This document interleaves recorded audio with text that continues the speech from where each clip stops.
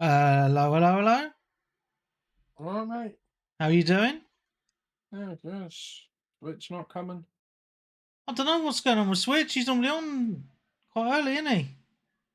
Yeah, well, I normally wait for him or he waits for me, and I was like, Oh, I'll see him. I'll see him. He's just come on. yeah. He's doing his usual. Well, Discord was being a bell end that kept like, did an update, and then it was like, please change your username. No. We recommend you change your username. No. Ah,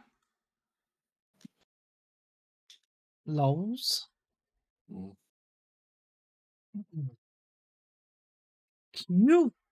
I don't know. Have you got notes of all the stuff with the Yep. thing? I have notes. I am Oh, shit. very prepared, which is Oh, good. good. I did. I just the Xbox one. Oh, And okay. No, we're not going through everything at the Summer Games Fest, are we? not everything. Only the good shit. Only the good shit, mate. It's all Well, it good. was only 3 anyway, I think. I don't know. Well, I got Mortal Kombat 1, which is Hey, mate, should we're be 12. streaming at the minute. Don't want to be spoiling it. Yeah, alright. No, well, it's only 3 games. But I told you, I was right. I love being right. Huh. It's all good, mate. It's all good. So before we start the show, well, literally at the beginning of the show, doing the Patreon giveaway this week. So I've got all the names on a nice spinny wheel, 28 names for patrons who've been subscribed for 2 months or more. And so the first 2 will be getting a £10 voucher each, and then the last entry, the third one, will get a £20 voucher of their choice, gaming voucher. That is, so like PlayStation, Xbox, Nintendo, Steam, whatever, which is quite cool, I think. So just nice to give back a little bit. So I'm looking forward to doing this. So yeah, big hello to Nobster1 and St Adams for watching live on Twitch at the moment. I haven't streamed for a while actually, so Is yeah. that so you do a backup in case you have a meltdown like you did last one? Well, I've hit record and I'm streaming, so usually the Twitch is a good backup anyway. So yeah, just waiting for Darren to actually join the freaking voice chat. He's Maybe it's done an update on the phone as well, and that's not recognising anything. let's see. I did. Or he still thinks it's 8 o'clock and he's doing his dailies. No, because he's only ever on Discord when Mm. I'll ring him. What, live on Discord? Yeah, I'll ring him. I'll ring his phone.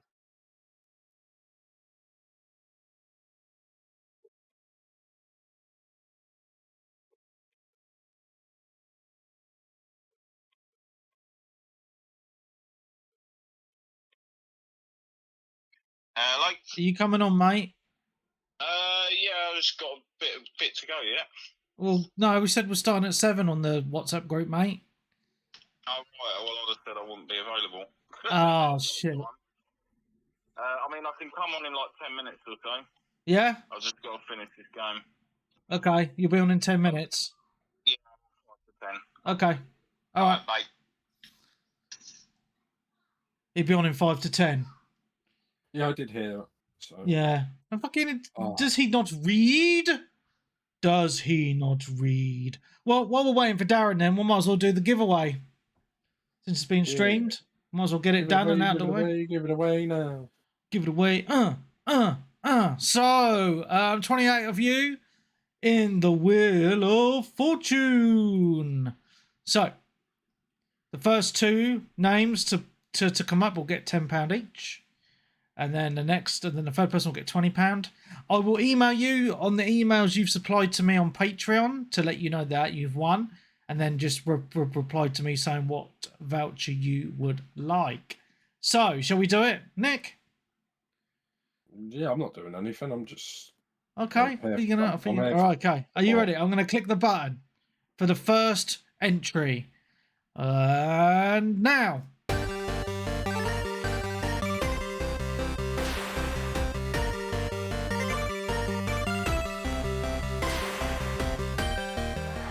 You went silent completely. Dazpause! Woo! go. Dazpoz gets the first £10. I went quiet because I'm talking to you, but the sound comes out of my headphones, mate. So you should be watching the stream. I can't watch you and listen to you at the same time. One Yeah, Webby you is enough. just got to mute me, mate. Right. So, I always okay. accidentally mute you by mistake, and then I start talking and realise I'm muted. Okay, you ready? I'm a very professional podcaster. You're aware of this. Yes. Okay, next person. Are you ready? Are you ready to win? Dun, dun, dun, dun, dun. And here we go.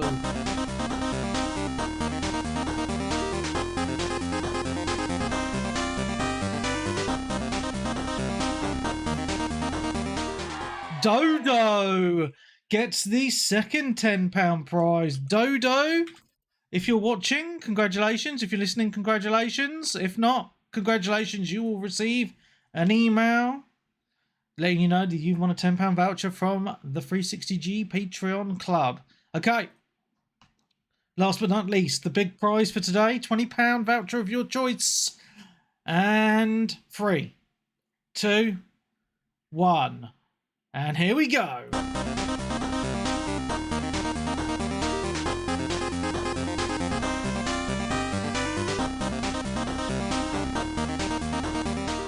James Daly is the winner of the £20 voucher of your choice. Oh, so aren't you all super duper lucky? So that's Dazpoz wins a tenner, Dodo wins a tenner, and James wins 20 English pounds. Lucky you guys. Wow. I enjoyed doing that. That was a lot of fun. Super, super fun. So, what's happening now then? I'm guessing we're just going to wait for Darren for 10 minutes, chat some shit. I think there's like an event going, there's something going on there's a Forza thing going on YouTube at the moment, so I'm just going to put that on in the background. Well, I think Xbox will do like replaying the showcase with DLC and the girl in the corner doing the sign language. Right. There's a Forza thing going on at the minute, so I'm just watching that in the background. Brum brum race cars. Is it just called Forza Motorsport again? It's not Forza 8. Is it 8 no, now? It's just called Forza Motorsport. I think it's 8 now, yeah. I've already got Forza Motorsport on original Xbox. I don't need it again. So I think they're just getting rid of the numbers. I'm guessing this will keep on going for a while with updates and stuff, you know? Well, as long as I didn't call it like Forza Motorsport Infinite or something. No, that would be quite funny though, wouldn't it? It's them all over them, isn't it? Yeah. Indeed. So you we'll try not to finish too late, Nick. Cool. This is why I wanted to start earlier tonight, because I know there's been a lot going on this week with obviously there isn't an E3 anymore, so of the gaming publishers have been doing their own events, haven't they? And they've been quite good actually. I've enjoyed them immensely. Capcom was a bit trash. What? Capcom was awesome, man. Well, from what I heard, it was trash. I watched it today, and I thought it was really good. Dreamcast guy lied to me. Oh, Dreamcast guy, I don't know shit. No, he's getting a bit like attention seeking, doing the opposite of what everyone says for clicks and stuff. So he doesn't see. There's a lot of like Twitch or YouTube people I watched for years when they were like really small channels. I mean, there was him, Adam Corlett. You ever seen that dude? Like the Shenmue Sega guy. Oh right. That. And it's like he's got like 150,000 subscribers, but he's pretty much the same bloke as he was when he had like 2,000 subscribers. But a lot of other people, they get more famous, and then they just play the game, don't they? Pretty much. Yeah. Do you think if you got like really famous or something like that, Webby, that you'd be like turned into a prick like them? Well, no, because the problem is if you do, you lose your appeal, right? because people like how you are. Well, that's just my opinion, anyways. If you change, then yeah, that's quite interesting. This Forza.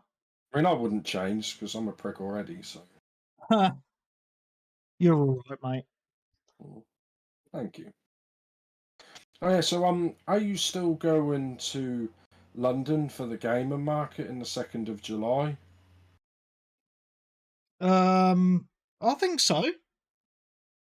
Yeah, I'm still going. I'm 100% going. All my tickets are booked and everything. Because that's the week before my birthday, so I'm in London all that week. I think I'll just go. I'll just get a ticket on the door. Oh yeah, I'm not. But I mean, like my train tickets, not my actual ticket. I'll just get a ticket on the door because you just pay your. Haven't started recording yet, I don't think. No, we're just streaming, mate. Yeah, we're just talking waffle. All right, fair enough.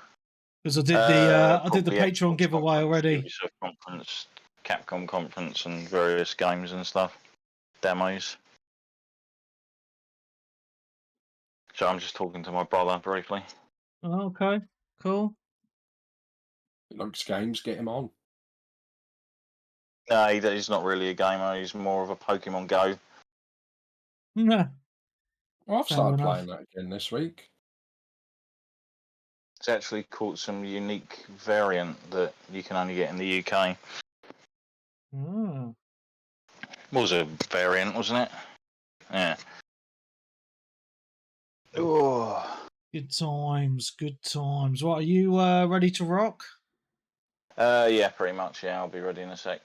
Okay. All good in the hood, baby. I'm sorry, I've got this Forza Motorsport thing on in the background. Oh, that's what was it called, your podcast? 360 Gamercast. Yeah, you can listen to it. I think you can listen to it on iTunes, Podbean, and the usual sort of stuff. Here I apologise to him in advance for me. Yeah.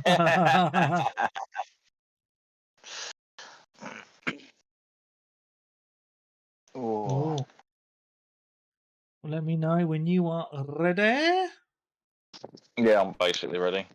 Okay. We'll start then. And a 3, and a 2, and a 1. Hello and welcome to 360 Gamercast, episode 168, for Wednesday, the 14th of June, 2023. I'm your host, Mark Webb, gamertag Pearson ID, Steam ID, Webby360G, and joining me on this fine evening is... Surprised Webby's not releasing this podcast in 2024. Nick Fights. And Sensei Switch. Hello. Hello. So apologies, we're a day late. It's been a busy old week with game announcements and shows and stuff like that. So we had to delay it by a day, and I had some personal stuff going on, but it's all good. And so and we've just done the Patreon winners, so I'll edit that into the show here. So that's all good. Yes, so because there's been a lot of announcements this week, we're not really going to talk about what we've been playing at all, because the episode will end up being really long. We are going to talk about a couple of things, though, because there's been a couple of demos released in the past week, which and some good new releases. Yes, so they need talking about. But we've had Summer Game Fest, the Xbox Showcase, Square did a Final Fantasy Showcase, we've had Ubisoft Forward and the Capcom Showcase, which we need to discuss. So there's a lot of stuff to rip through. We're not going to talk about absolutely everything announced at all of these shows, because, again, we'll be here all day, and there's, we're only going to talk about the stuff that we think is decent. So just to pre-warn you, if you do want to watch any of this stuff, just head on to YouTube and you can see all the videos there. It was very exciting. I'm just going to put it out there now, before we get into the episode, that I personally think the Xbox Showcase was the best showcase this year. They had the best showing. Difficult. They had the best showing. It wasn't difficult though, was it? But the Summer Games Fest was good, and I think Capcom was. Okay. The Summer Games Fest was a complete and utter waste of an hour and 40 minutes of my Oh, I life. don't know, some good stuff there, but we'll get into it in a minute. Yeah, so let's talk about stuff played, and I think we'll skip this week going round in circles because I'm just going to go to I'm going to go straight to the 2 demos that have released, and then you guys can chime in if you've played anything else. Then you can chime in as well. It's cool. So I don't know if you guys have played this actually. The Lies of P demo. Yes. I played this today, and Same.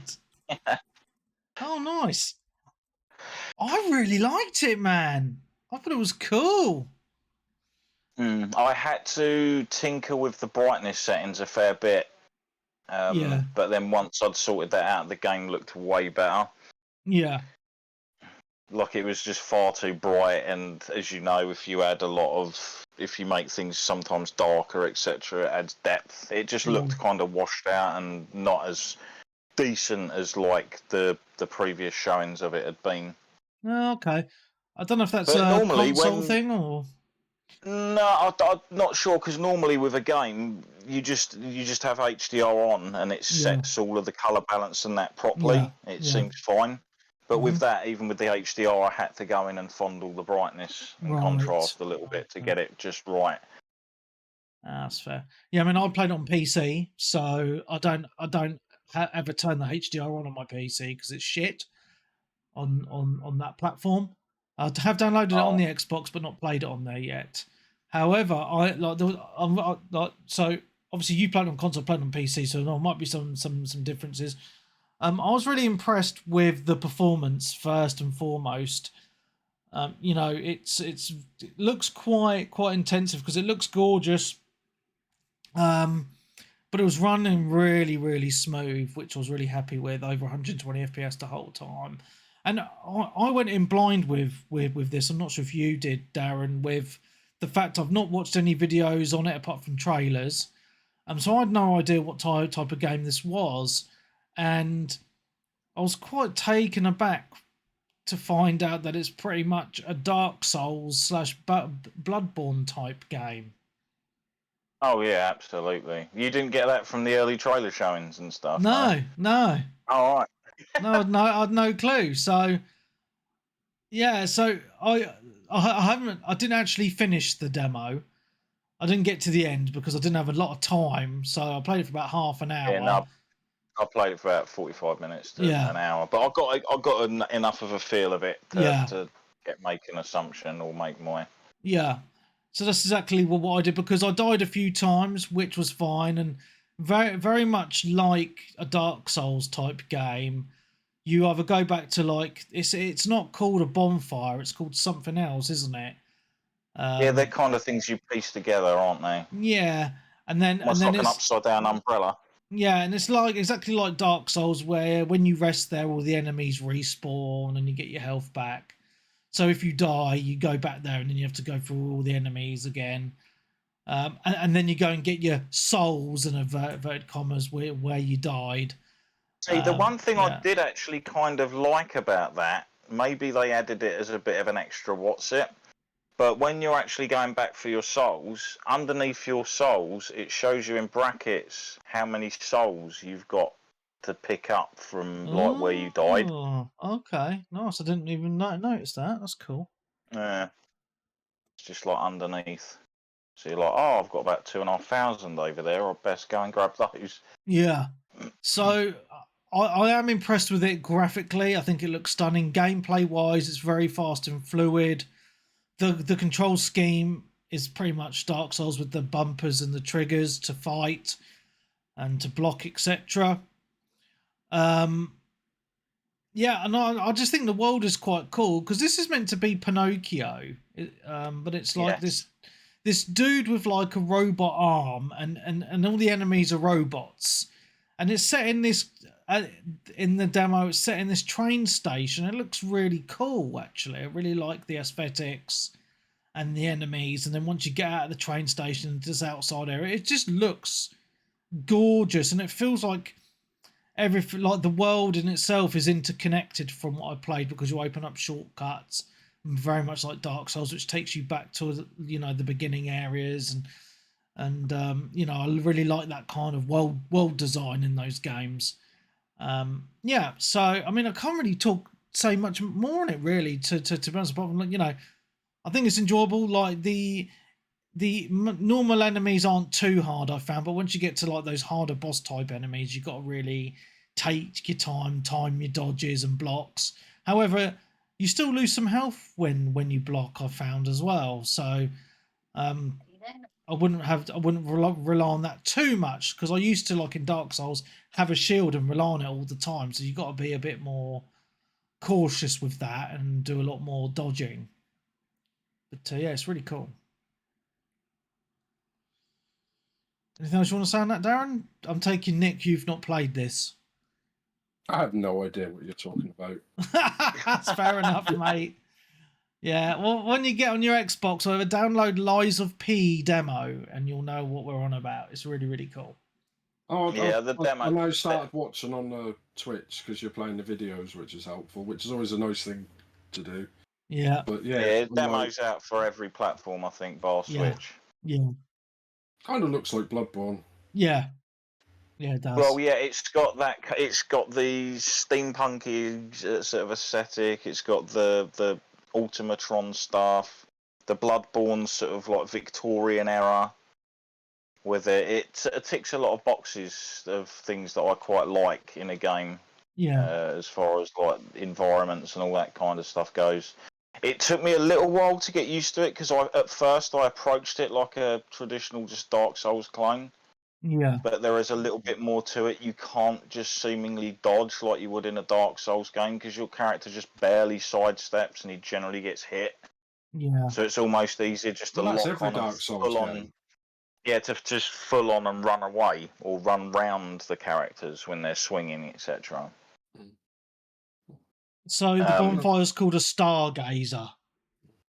Alright, another Dark Soulsy game. I mean, it's been a while since Elden Ring, isn't it? So yeah, but there's probably been 7 or 8 clones last year as well.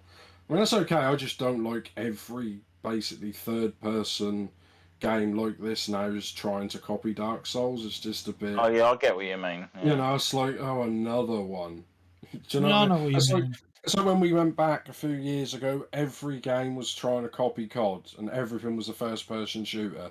And then before that, every game was a GTA clone, open world sandbox. It's just like, I mean, I like those styles of games, but I don't care what I say. It's like, if it wasn't just really difficult, it'd be an average game. Well, it looks, from what I played, it's fun, but yeah. Oh, man, not saying this game. I'm talking about those games in general. Yeah. I mean, I like Bloodborne and some of those games, and Elden Ring. Played a little bit of that, so I understand. I agree, but I just don't know why every game is trying to be like Dark Souls. I'm waiting for the next big thing like that. Yeah. Well, it's the way everything wanted to be a battle royale. Everything exactly. That's what I'm saying. Roguelike. It's just a fad of the moment, isn't it? Yeah. Kind of thing.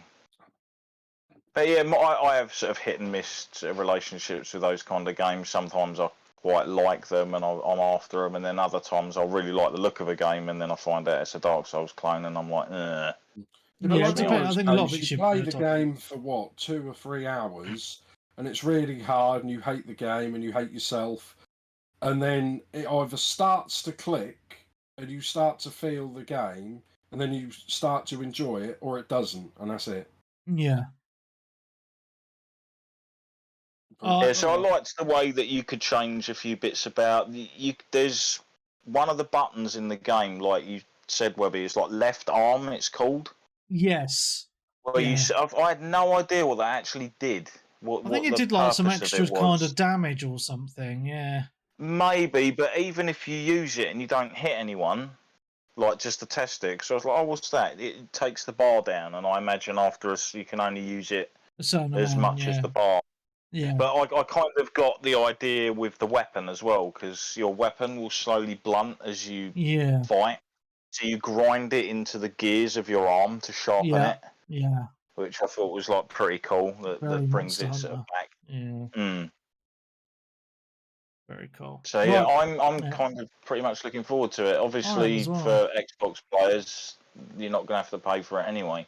Yeah, if you got Game Pass, yeah. So yeah, it's something to look forward to, man. 100%.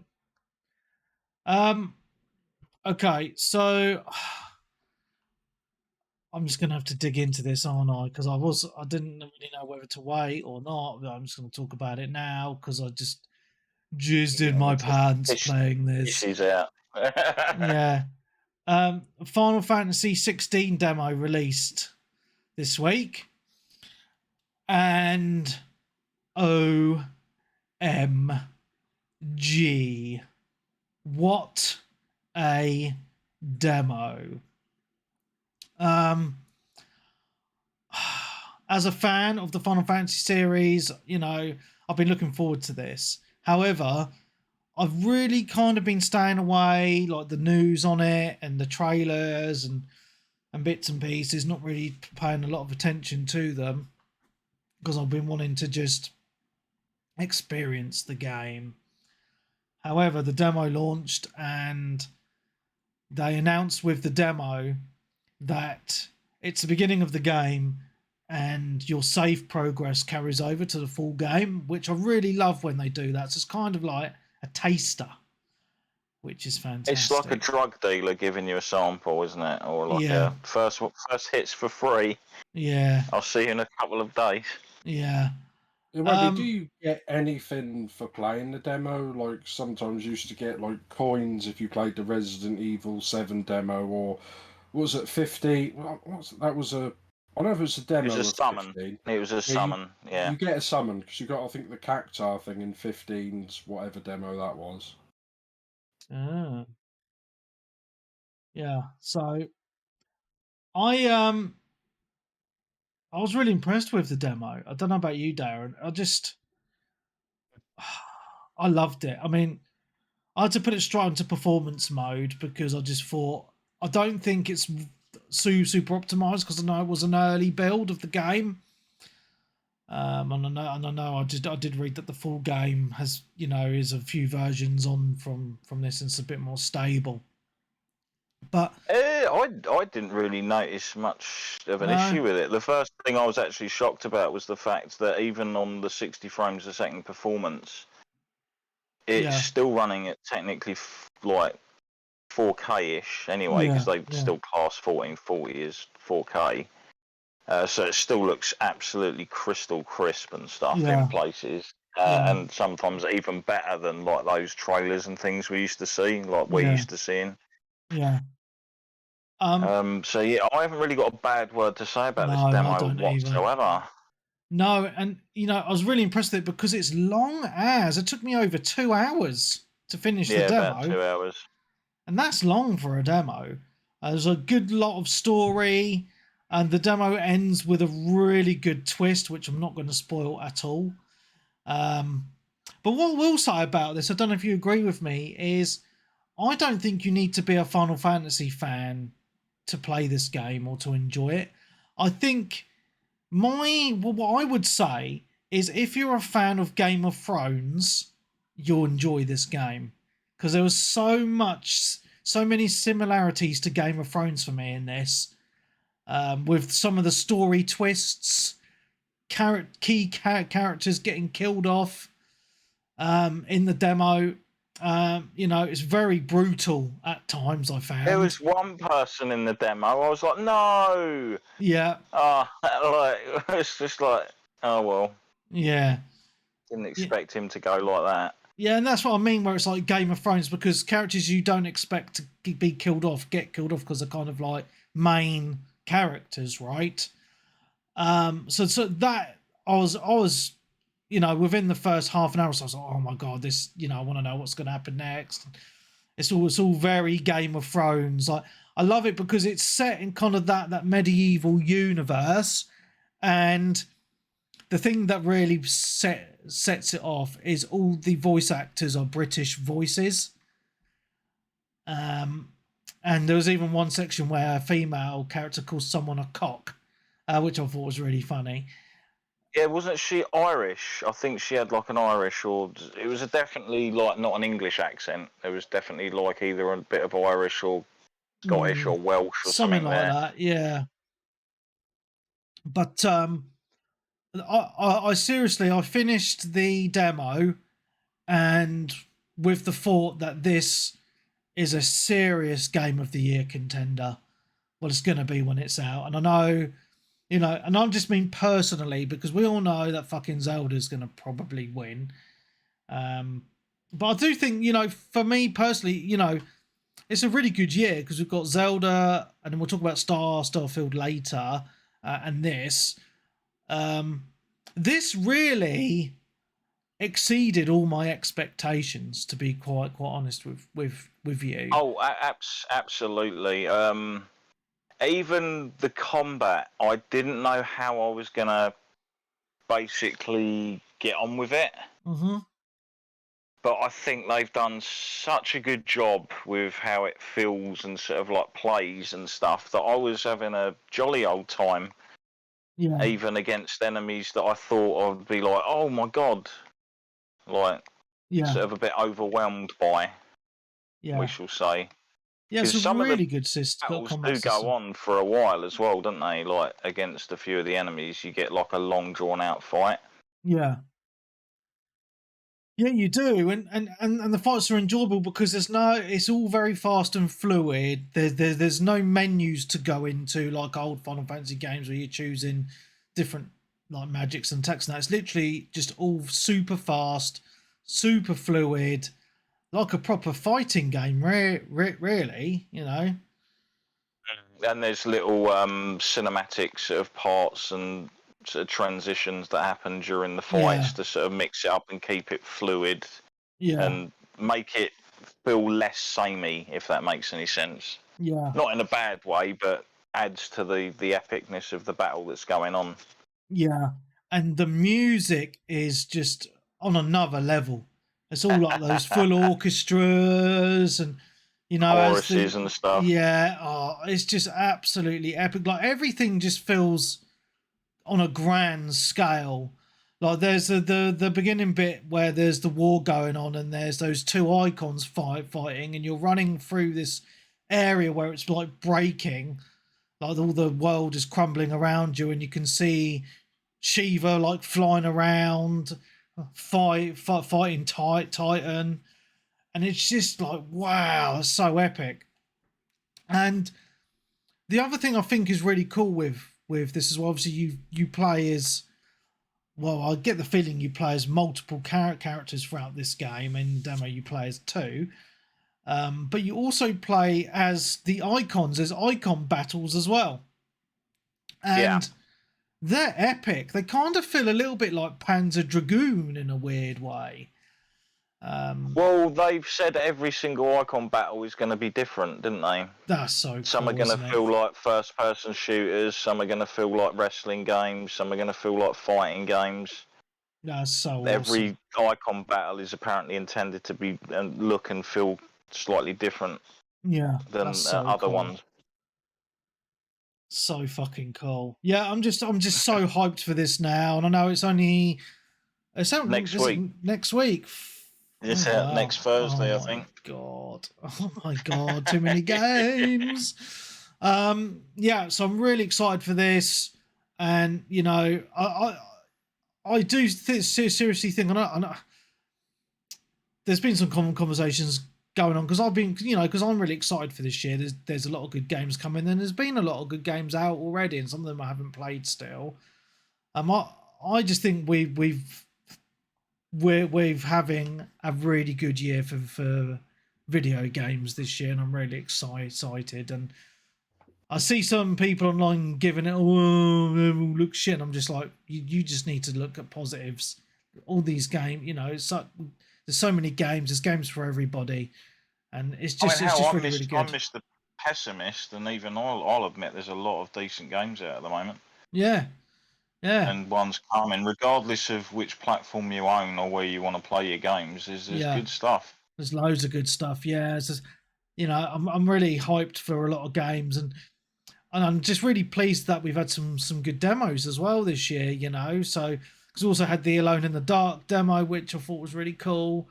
But Final Fantasy 16, oh my god! I mean, we're getting spoiled, man, with Final Fantasy. We've got 7 Remake Part 2 next year, which we'll talk about very shortly. Yeah, 616 looks amazing, and yeah, I'm super excited. Yeah, I think they fully intended for this game to be like a complete pick up and play for non-series fans to try and appeal to a sort of wider audience. Yeah, yeah. And I would implore people that aren't fans of Final Fantasy just to at least check out the demo. Oh yeah, just definitely give the demo a go. Good. Yeah. I think you'll be pleasantly surprised, even as a non-fan of the series. It's a game not to be missed. I mean, say. Everything in the game is so well done. The areas themselves are even really well detailed. Yes. That it just makes me want to see more areas. I want more story. I want to know more about the characters. Yeah. And more of what's actually sort of like going on. Unfortunately, part of the thing in the demo I got spoiled about a while back. Oh, really? What, the end? Yeah, where I knew about a certain thing that we get revealed at the end of the demo already. Oh, gutted. But also, they've even done a pretty damn good job of having the siblings of certain characters kind of pretty well look like their parents. Yes. Yeah. Definitely, yeah. Or inheriting certain characteristics from them and stuff, and yeah. But then as well, I think a lot of the inspiration that obviously Yoshida went for was like what a lot of people take inspiration from, and that's stuff like our old monarchies and stuff. Yes. Like the fact that we had certain kings and that back in the day that only wanted male children, sons. They didn't want daughters because the daughters wouldn't carry on their lineage or their line or their family name, etc. So all of that kind of still ties over into a lot of fiction in various forms. Yeah, and I think that's another reason why I really like it, because it feels very British in a weird way with all the accents and the setting. You know, it just feels like ye old England in a weird way, you know. Ye old England with deserts and stuff. Well, you know what I mean, castles and just the politics and stuff like that. Yeah, fantastic. So yeah, I'm super hyped for the game. Check out the demo, everyone. It's amazeballs. I take it you played it on action mode. Yes. Yeah, so. Yeah, and I didn't have any issues at all. Yeah, it was because I was like, it was the old classic of right. If I have any slight issues or anything, I can always just crack on one of those accessories. Oh yeah, that maybe help out a little bit, but I never ran into an issue at all with it. So yeah, it's fantastic. Good. Yeah, I'm actually hoping in the main game, whether or not they actually do it or not, because some games do. They give you the option to actually replay fights and certain things from the game, so you can enjoy them again. Especially if it's a long old game, you don't particularly want to go back and do it just to have that fight again with said character or whatnot. Yeah. Cool. Well, shall we move on? Yeah, might as well move on, or we'll probably be rambling. When the full game comes out, we're going to be bumming it for weeks. Right. So, well, apart from Nick, I've only played 2 other new games, but I want to just open the floor to you two guys because I've been hogging it a little bit. Well, I'll let Nick go first. I know Nick's only said he's played 1 game this week, haven't you, mate? Yeah, I played Zelda Breath of the Wild, not even the new one. Breath of the Wild. Lol. It's about time to play that. I just been playing that, going basically exploring all, climbing the towers to unlock all the map, which I've done. And got like doing some shrines, and I thought I haven't got enough hearts, so I found a glitch online to get as many hearts as I want, which makes the game much more fun. Yeah. And I did one of the beasts. Was it divine beasts? Oh yeah. It was inside a big elephant, so it's like a weird sort of puzzle dungeon thing. But that was fun. I'm trying to get into, what was it, Gerudo Village, but they won't let me in because I'm male. I'm like, don't you realise it's 2023? But you have to dress as a female, don't you, to get in there? More, well, I don't know, more than likely, because let's say the game doesn't really tell you much like a normal open world, give you quests. I mean, it does give you quests, but I mean, I was talking around, I was like, I don't know, but I do think a lot of, especially Zelda and a lot of Nintendo games, they do rely on walkthroughs and stuff like that. I actually found out, even though we thought they'd been dead for a while since like the, what was it, Prima strategy guides and all that gone, they've actually made Zelda, the new one, a strategy guide for that for like 20 quid. So I just think they design these games around on needing a walkthrough. Well, there used to be some of them back in the day that I remember. If you bought a GTA and you almost didn't have like the guidebook that went with it, you'd miss out on so much content. Oh yeah, that's it. Realise. Yeah, but I did do one. I mean, did you beat Breath of the Wild, Webby? Oh yeah. Yeah, well, I did basically a boss, but a mini boss. What was it? It was Lionel. It's like the big, like, runny horseman with like the bow and arrow and the sword and stuff like that. And I was trying that, and I was like, oh man, this game is so hard. I just kept dying all the time. I was like, I wish there was a dodge button. I wish there was a dodge button. Turns out there is a dodge button, but I couldn't remember because I did the tutorial in like 2017. And then I started playing it again about 4 or 5 hours in, and I was just carried on. I thought, well, I'm not going to start again, so that's why I forgot all the buttons. So then I looked online and watched a few tutorial videos. I'm like, oh, you can block and dodge and stuff. So then I think I spent about an hour trying to do this boss on stream, getting really annoyed. And then when I realised you could do that, I was like, oh, and then when I streamed it the next day, I did it second try. But that's always the way with games and stuff like that. You get flustered and frustrated. Yeah. Then you leave it and come back to it later and near enough do it first or second try, don't you? Yeah. Definitely, mate. Yeah, other than that, that's been pretty much it, because I've been working a lot because someone left and someone broke their hand at work. So very busy. Fun times, mate. Lols. Yeah. Nice. All right. I should just tell them go better hire someone else then, mate. Yeah. Yeah, they did. He came in, did 1 day of his induction and then left. Typical. Great. Yep. Right, Darren, get into it, mate. Have you played anything new? Well, I might as well talk about the one you're not going to talk about. Yeah, go for it, mate. And that would be Street Fighter 6. I will actually have to tell you a little thing. Oh, you did get it. I've not played it, though. Fair enough. Yeah, this is a very good package in comparison to what we got with Street Fighter 5. This is so much better.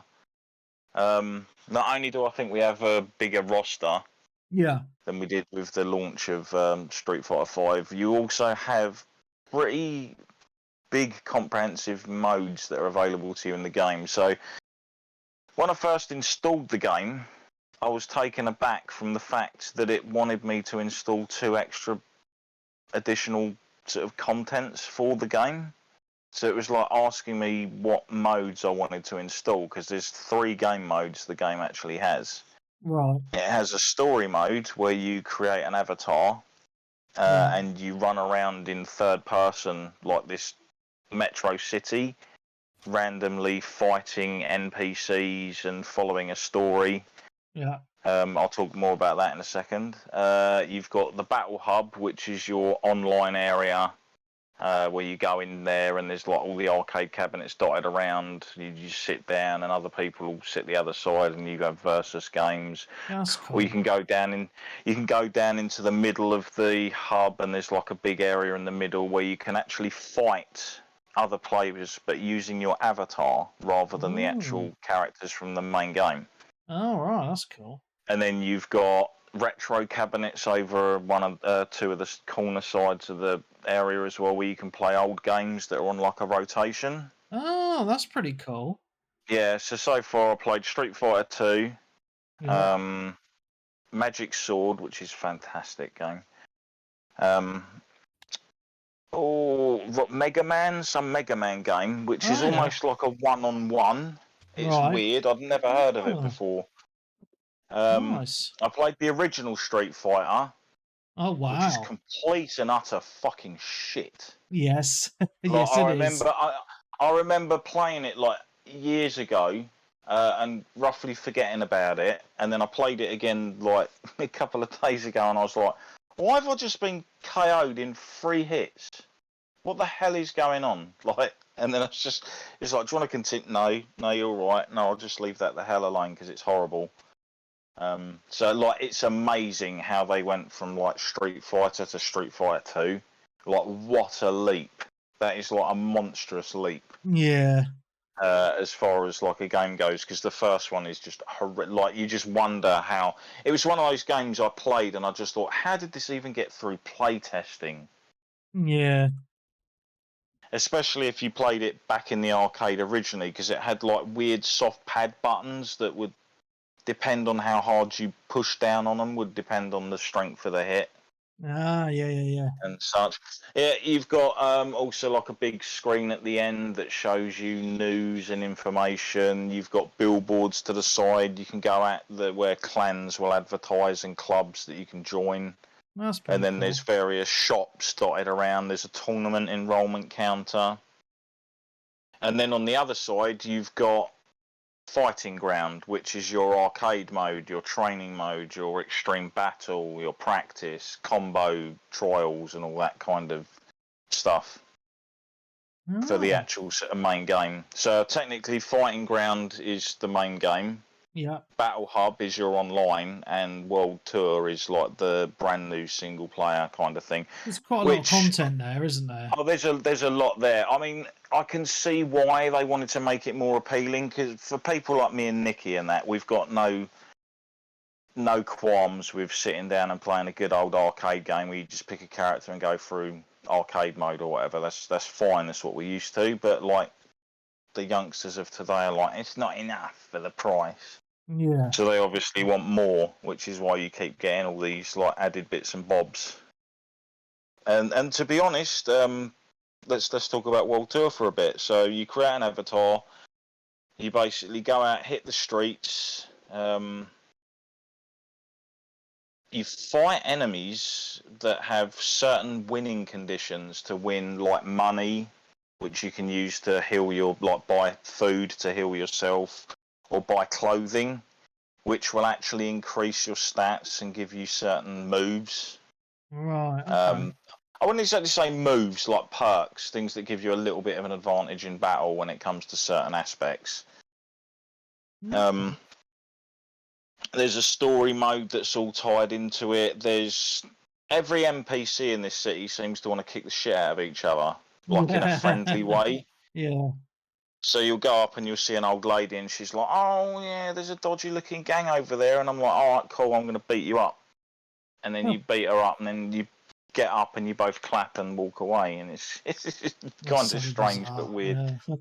Yeah. So yeah, you have your normal residents, and then you've got other residents that are kind of like goons that will attack you on sight. Okay. So depending on where you are around in the city, you want to obviously check the enemy's levels, because if you get bum rushed by enemies that are like multiple levels ahead on top of you, you might be in trouble. Yeah. Because usually when you do get bum rushed by the goons, you fight maybe 3, 4, 5 enemies at once. Okay. Wow.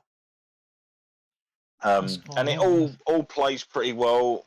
only gripe I have is for the first chapter, you're playing with modern controls. Yeah, I as noticed that in far the as I can demo. remember, and as far as I can remember, you start the game completely in modern controls, like even in arcade mode and everything. Because I was trying to, I was like, "What is this? What?" And it was like, "Oh right, I have to come out and change the button." Modern controls are horrible, horrible. I understand why they're there, and that's fine, and I get why they're probably on as default, but the fact that you're almost forced to play through the first part of the World Tour single player with these modern controls is horrendous. Because as soon as you get past that and you get full control over your moveset and what your character wants to do, it's like, oh, we're off for the races now, boys. So you progress through a storyline, you meet various main characters from the main game, which will then take you on as their student. Right. Kind of a thing, and then you can fight with their fighting styles. Oh, nice. That's pretty cool. Yeah. So, and the more you fight other NPCs with their fighting styles, the more you improve the relationship with that teacher. Right, okay. To the point where they can teach you extra moves and extra things, or like you might unlock weird things like this character is more likely to pose when you take a selfie. Right, okay. With them in the picture and stuff like that. It's also a way of unlocking each of the characters' secondary outfits that are in the game by maxing out their bonds. Right, okay. So you can also pick up items in the game like gifts that you can give to them that will increase their percentage by X amount. So it's the more you hang around and fight under that person, the better the relationship. The only thing that I find kind of bizarre is there's a few of them that obviously come in later in the game. I don't know whether it's the same as all of them, where you're like, I want you to teach me how to fight. And they're like, oh, let's see what you got. And you have to beat them up before they take you on as a student. That makes no sense at all. Yeah. No sense at all. Oh, can you teach me how to fight? Cool. Beat my arse up. And then you kick their arse. And they're like, oh, cool, can you teach me how to fight? Because I don't know how to fight, even though I just beat you. Yeah, that's funny. Doesn't make sense. Yeah. Oh, dear. But yeah, you've also briefly got like a day and night as well. So you can go to explore the city in daytime and explore it at night. If you explore it at night, everyone's a higher level and there's more dangerous people lurking about. Okay. In certain areas of the city. As you progress through the story, you open up more of the city. If you want to travel to the other countries in the game to meet some of the other characters, you have to win or purchase flight tickets for the trip there and back again. Wow. So that sounds complicated and not, but it's not. I had about 15 of them by the time I first went to another country. Because you go up to an NPC, push triangle to look at their win conditions, and it might say do 3 wall jumps in a fight, or do through 3 throws in a fight against this character, and it will show you the rewards you can win off them for that. Yeah. So it's almost like you want to pick the characters to fight that give you clothes or more money, or things that are actually going to be useful rather than just bog standard XP. Yeah. No, that's cool. Other ones might be like, you'll get 300 bonus XP if you beat this character using like Chun-Li's fighting style. Yeah. And things like that. So there's a lot there. Arcade mode's perfectly fine and fun. I mean, the only gripe I generally have with it a little bit is the gripe I have with most sort of fighting games, and like the combo trials, they're just shite. They're awful. Yeah. They just generally always are. Like, you'll have certain things that you'll pull off perfectly fine, and others where you're like, I'm doing exactly as you're telling me, but you're just not doing what's told. And then you just think to yourself, right, if you're actually not gonna do what I'm telling you for say 20, 25 attempts of this before I get sick and switch to something else, what's the chances of me even bothering to attempt that in a fight? 0. Cool. And anything else about Street Fighter, mate? Because I'm just conscious of time because we've got a lot to get through. Yeah, no, they did actually just release a battle pass thing for it the other day. Oh, for fuck's sake! I was looking at these because, like, I mean, which version did you buy?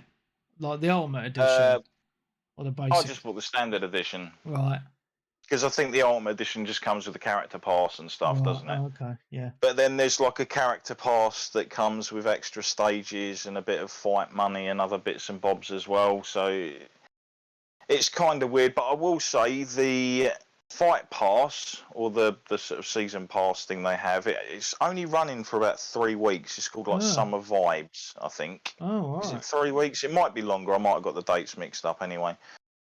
But it only costs £4 for the premium version of it, which, in my opinion, is fine. Yeah, £4 is like a pint.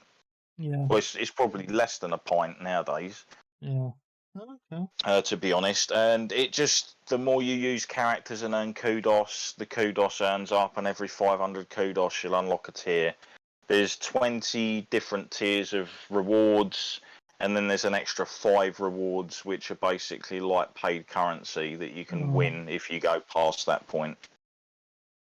So it's basically avatar clothing, emotes, wallpaper backgrounds. You also get a retro arcade game with that as well. Oh, that's cool. Which I think sweetens it, and you basically unlock that straight away.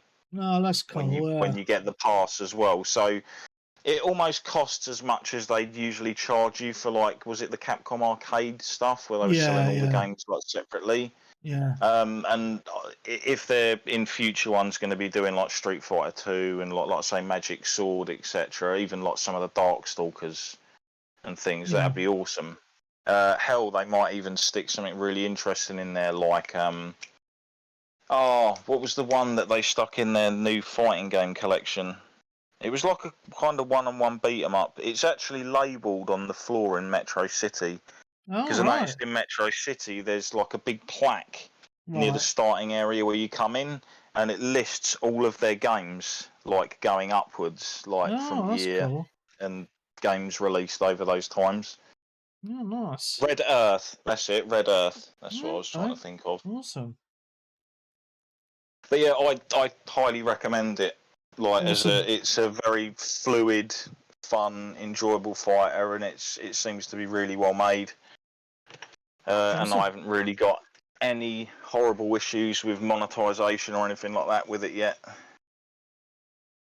Cool, mate. Nice. I'm glad to hear it. All right, so I'm going to move on quickly. I've just seen literally online as you were chatting that Phasmophobia has been on PC for a couple of years. It's like a ghost hunting game. It's really, really good.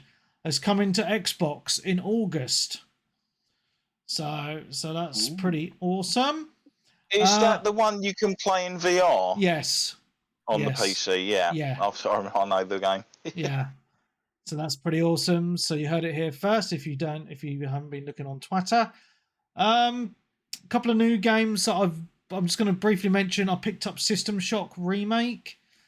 I've literally played it for about 10 minutes, and it looks really, really cool compared to the original early 90s game that came out in 94. I've heard it's really good, but hard. Yeah, so I've not had time to really give it a boss, but I just wanted to mention, I've literally played it very briefly, and it looks good. And the other game is Diablo 4. You can't really talk briefly about that, can you? Well, I've been hammering it, mate. I'm on Act 5. I say that. Some people finish the campaign in the first weekend. I mean, I got it early. I did the Friday early thing because I was actually away on holiday last week in Cornwall, so I didn't actually get a hell of a lot of gaming time because obviously I was away. So I tried to play as much Diablo 4 as I could. But I'm not going to talk about it loads. Wait for a couple of weeks, really. But it is a lot of fun. I've not finished the campaign, but I will say that I think it's the best Diablo game that they've made. I'm putting it out there. It is that good. Visually, but yeah, there's still things I prefer from Diablo 3 over this. I like it because it's got the world is absolutely huge, and I mean massive. I mean, I'm on Act 5 now, and I've only probably unlocked about half the map. The only negatives I have on it is the difficulty spikes are quite frustrating. Like, you'll be just destroying mobs of enemies, and then you'll get to a boss, and then you'll just get absolutely fucking owned, which is really annoying. Well, that could be down to one of the things I really don't like about it, and that's the level scaling. Yes, I find that actually frustrating. Well, it's pointless, isn't it? It's pointless leveling up, isn't it? Yeah, well, it's not pointless leveling up. You get punished for leveling up. You literally get punished for leveling up. You get weaker from leveling up.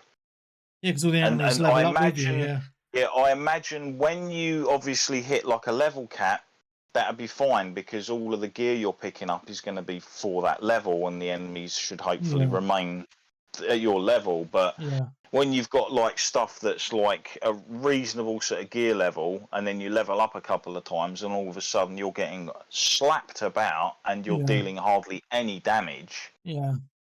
Because you haven't picked up gear that's now equivalent to your new power level, which is what all the enemies are. Mm-hmm. Like, I understand fully why they've done it, so like you can jump in and play with me, like even though I'll be like levels way back or whatnot, and it balances that. You can be running around doing a world event at level 10, and you're running around with someone who might be like Paragon level 62 or something, and you can fight evenly with those people without them just going around destroying everything. Yeah. But it is kind of frustrating, like you say, when you get somewhere and all of a sudden you're just getting pwned, and it's like, but I've just leveled up and I've just put some points into a new skill that should be really good, but I feel weaker than I did before I did that. Yeah. And that shouldn't happen in a game. No. But apart from that, story-wise, it's really solid. I'm really enjoying it. And like just the exploration of the world, the side missions, because there's like optional dungeons just littered all over the world, and some of them give bonuses. Like they all give bonuses when you complete them for different classes, which is really handy. So I've been doing the ones for my class, which is the rogue. And it's all fully voice acted as well, isn't it? It is. However, I will say that this does feel a little bit like an MMO. Well, it is an MMO technically because it's always online. Yeah, and you see other players running around the world. There's world events going on, which is fine. I also have played it quite a bit in co-op, which has been really good. Because you can join someone else's game, and your progress also carries on, like it's like story progress and stuff, which is good. People all get like a little like XP buff as well, like for being in a group. Yeah. So I've played it in co-op. Cross-play works really well. No issues with that. I've been playing it on both PC and Xbox, and runs really well on both. I think I actually prefer playing it with the controller. I think they've done such a good job with the controller, the way they've laid it out on this game. It's solid. It's really, really good. It's just a really fun game, apart from those small annoyances. But the only handy thing is I've managed to get people in on co-op to come and help me with some bosses. Now, one of the things and I think one of the reasons I was struggling a little bit is because I read that once you hit level 50, you don't level up anything else at all until you finish the story. So I did go for a bit of just concentrating on the story, but now I've gone back to doing side missions and stuff just to level up my character a bit more, because I'm only like a level 38 or something. So I need to do a little bit more of the leveling up. The leveling up's weird, and because like I was just doing stuff that I thought would be beneficial for my character, And then people in the Discord saying, "Oh no, do these build guides, blah blah." I was like, "No, I just want to play it, just as I want." And then, see, I wish games were more flexible with that kind of thing, because you'll get all these people that are like, "Oh, you want to follow this build guide? You follow this build guide." Thousands of other people follow the guild build guide as well. The devs see that and they nerf the fuck out of it because everyone's using it. So then you have to look for another thing. Yeah, and it's frustrating. But the thing I was going to say, Darren, was like I was doing my own thing with my character and I was getting destroyed. And then I followed a guide, so I reset all my skills because you can do that, and followed a guide, and then I instantly was doing a lot better. Well, but that annoyed. Can help, but that annoyed me because like the skills and stuff that I put on my character looked really, really good, and I thought the ones they were you wanted to use. Yeah. So I was just like, oh, it was a little bit disappointing, really, to be honest. But graphically, it looks stunning on all platforms. It runs very, very smooth. So the co-op works well. The world is absolutely huge. I don't know what the end game is like because I'm not there yet. But the character, even the normal game, isn't it? Because you're going through and you've got all the side quest content, and doing all those content and finding all the shrines in the different areas, will unlock passive bonuses across all your characters. Give you extra skill points, and there's all obviously even stuff to work for even in the early game, going back to it after you've finished. There's a lot of game there, a lot of game. And it was a positive launch as well because I didn't really have any issues, because a lot of these games get problems with servers fucking up and all sorts of things. But this was pretty smooth by all accounts. I didn't have any issues over that whole launch weekend. Yeah, so I ended up getting the game late. I ended up getting the game on the Thursday. Because the company I ordered from, which I'm not ordering from anymore, decided to post the game out at 5 o'clock on the Monday to try and be there for Tuesday, and shockingly, it didn't happen. I think they did apologise though, didn't they? Well, this is the thing. Apparently, they were told that they couldn't sell it before that point, or couldn't ship it out before that point. That's a bit silly, but isn't it? Companies that are usually told that contact the customers and let you know that they're not shipping it out until this certain date. To let you know if you want to order it from someone else. But they never did that, so I'm just never ordering from that company again. I ripped down all of my pre-orders from that website and put them on other sites. Instead, I'd rather pay an extra £2 or £3 to actually get a game for release than sit there and wait 2 or 3 days. So it turned up on the Thursday or something. I installed the game. Strangely enough, the game is a smaller size than the beta. Wow. So it's 10 gigs smaller than the beta. That's crazy. On the hard drive for the full game. And then when I went to play it that night, the servers were all down. No. And there was a big notice saying we have got issues with our servers. We are currently looking into this, and I just thought, because I just thought I just want to go in and make my character and name them, because this game, as far as I remember, has the same annoyance as a lot of MMO kind of games. Can't use that name, already taken. Which is just an absolute ball ache when I get like that in the game. Because I'll just be sat there and I'll be like, this name, no. That name, no. 10 minutes later, no. Still not going through with the name. But strangely enough, no one had actually used that name. So I was able to use it and get straight back in. But it's just... no, it wasn't anything like that. I just named my characters sort of weird separate names. But it's still got that Diablo thing, that excitement every time a new a yellow or a legendary drops to see what it's going to be any good. And you've got obviously the other increased things of, depending on which weapon you're using, you increase the proficiency of your weapon, which give you more bonuses and stuff to that for using that weapon. There's a lot of stuff there to like. Oh yeah, it's fantastic. Loving it. Loving it. Did you if you finished did you like a lot of the internet getting mad because of the Megan Fox adverts for the game? No. What was that? Because she's got a breast soap. So. Oh, Oh, yeah. hasn't she been dressing her kids up in like girls' clothes and stuff though?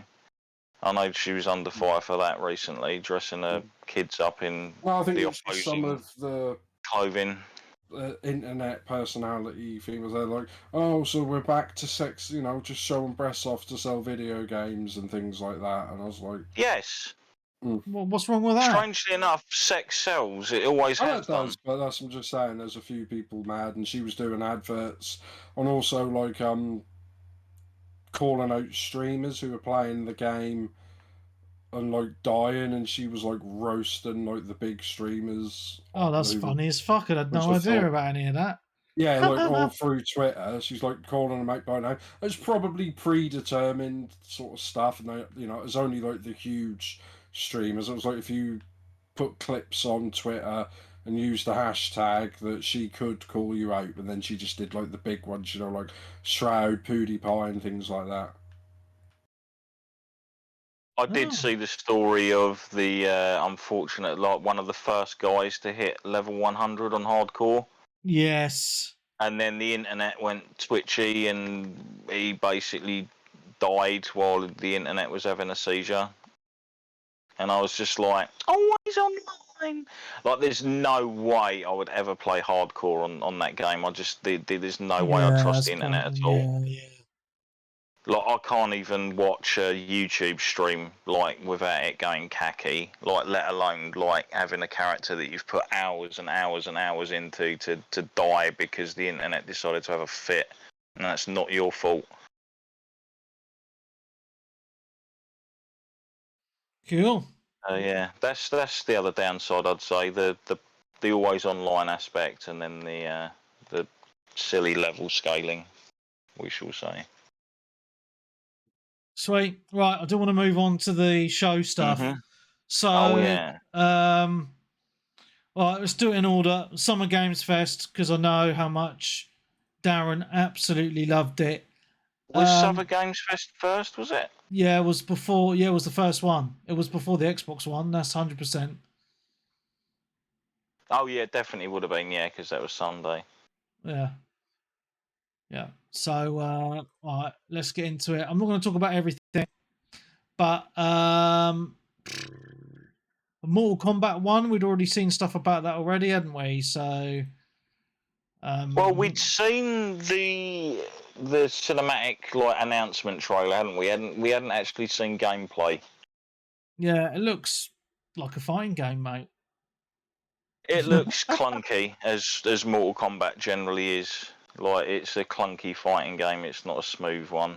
Yeah. The presentation's improved, not as much as I expected it to. Yeah.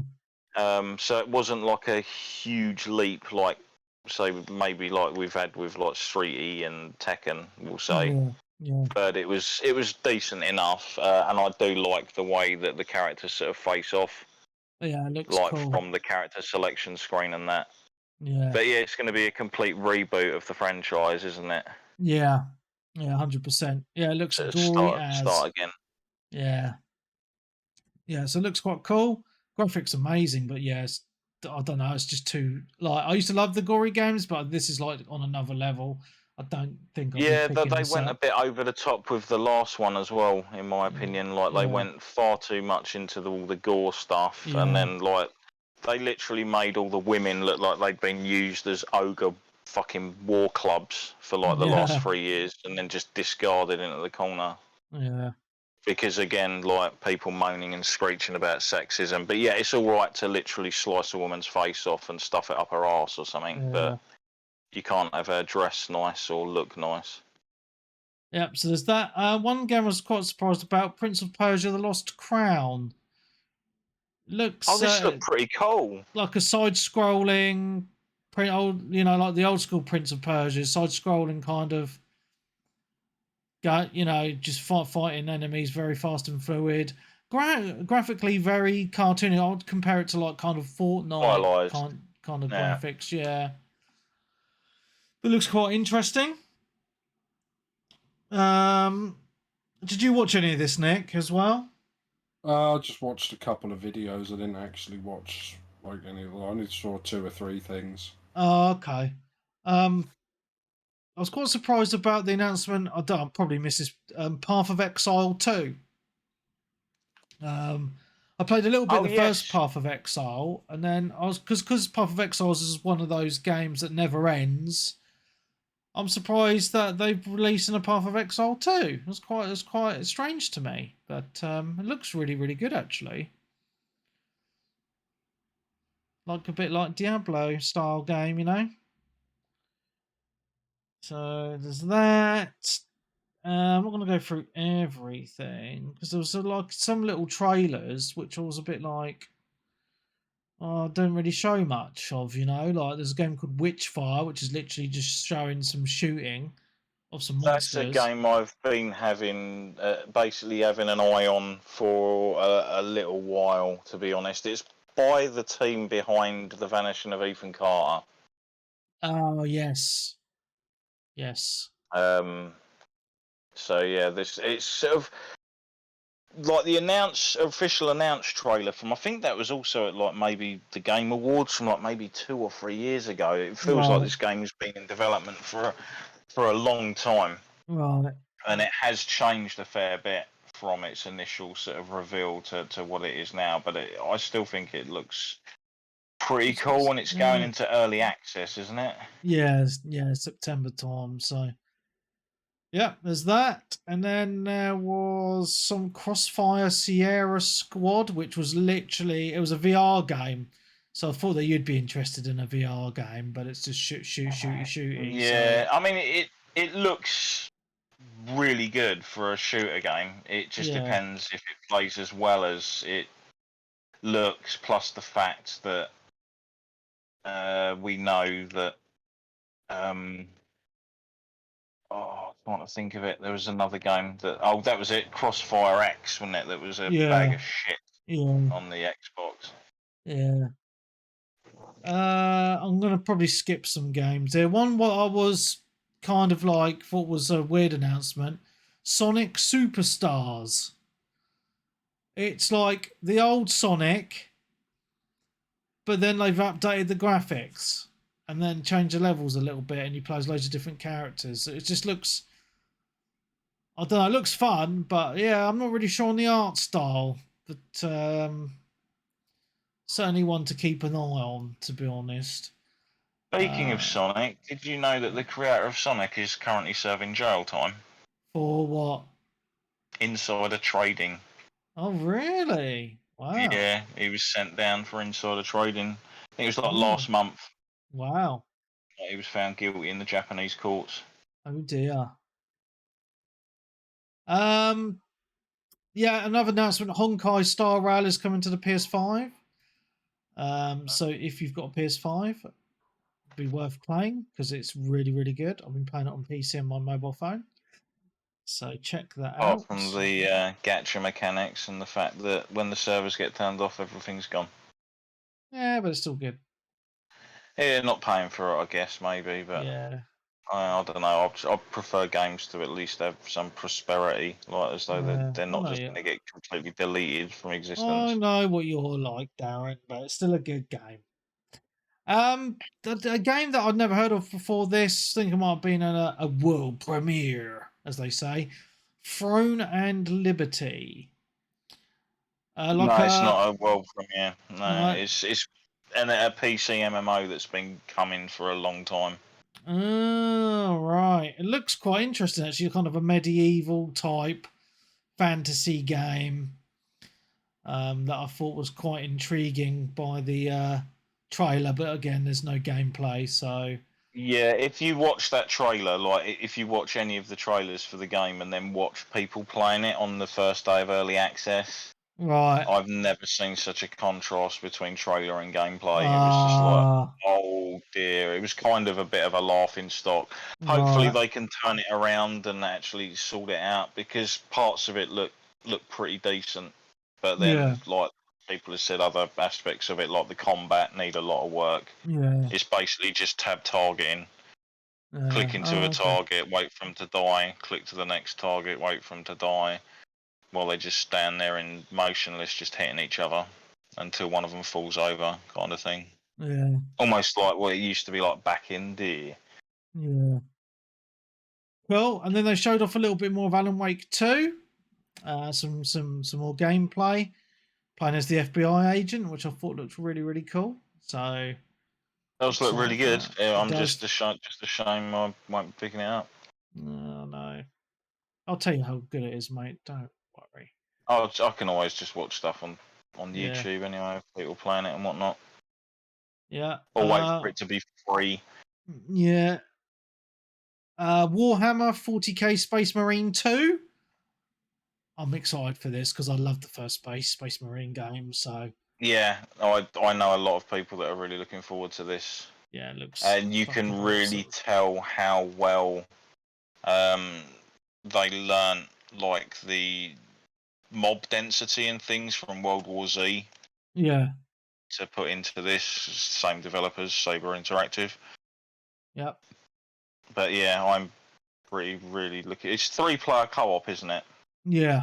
I believe, yeah. Yes, it is 3-player. So. I'm probably gonna skip that one. Right, there was a game that I just was not. I just thought, like initially, I thought it looked all right, and then I was just like, yeah. John Carpenter's Toxic Commando. You watch this trailer, it's like.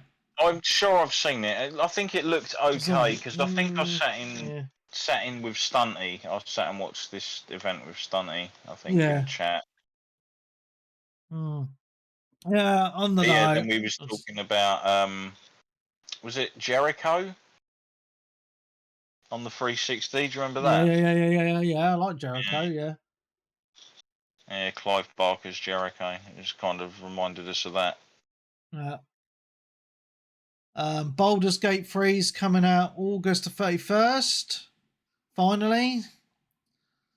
So there's that. Showed off some Spider-Man 2 stuff, but we already know about that. Spider-Man 2.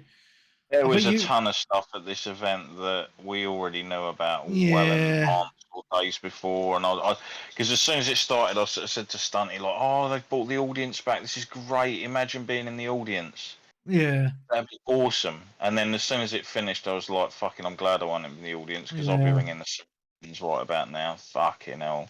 There's a new Lord of the Rings game coming out called Return to Moria that I just think looks a bit shit, but give it a. I don't think it's a AAA, but then again, I didn't think Gollum was a proper release game, and that actually came out physically and everything, didn't it?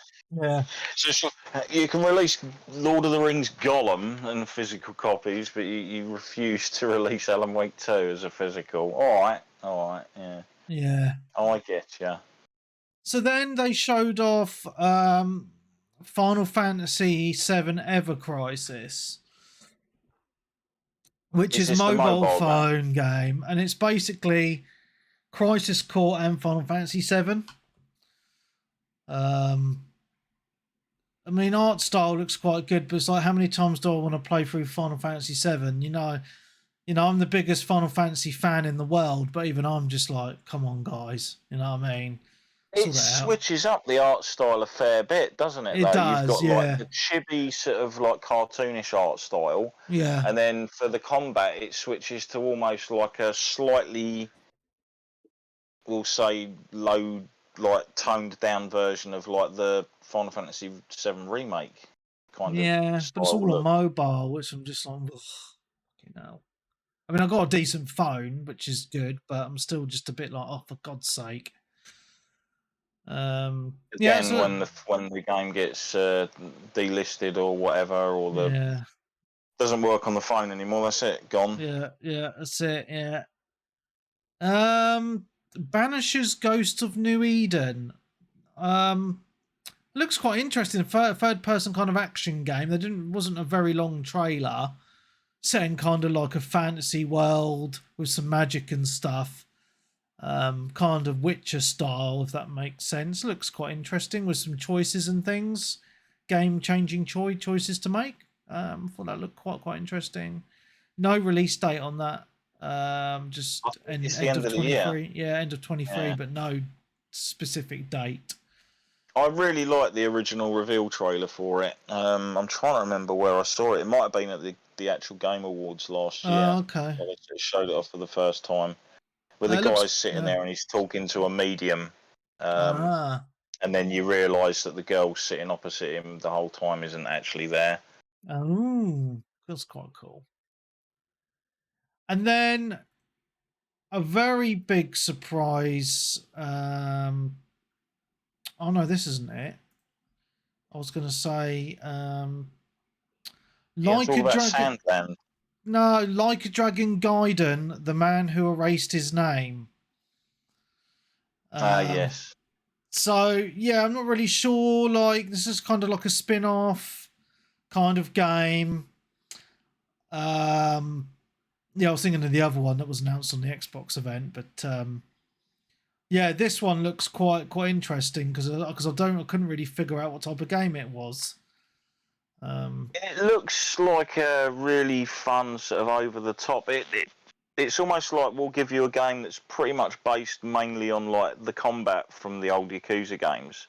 Yeah. But you're fighting way more enemies at once. Yeah. It's going to be a lot of fun, I think. Because I don't think there's ever been a Yakuza game that isn't a lot of fun. Even like the weird zombie one that they did, Souls of the Dead or whatever it was, that was a lot of fun as well. Yeah. Another game I thought would look quite interesting is called Under the Waves. So basically it's all set under the sea and you can explore just in your wetsuit or in vehicles and stuff. Not really. I think it's more of just an exploration game with some missions and stuff, from what I understand from the trailer. Just look quite interesting. A bit weird and wonderful. Sandland. Sandland? What? Sandland. It just looks really bizarre. It's Akira Toriyama did all the character designs for it, the guy behind Dragon Ball.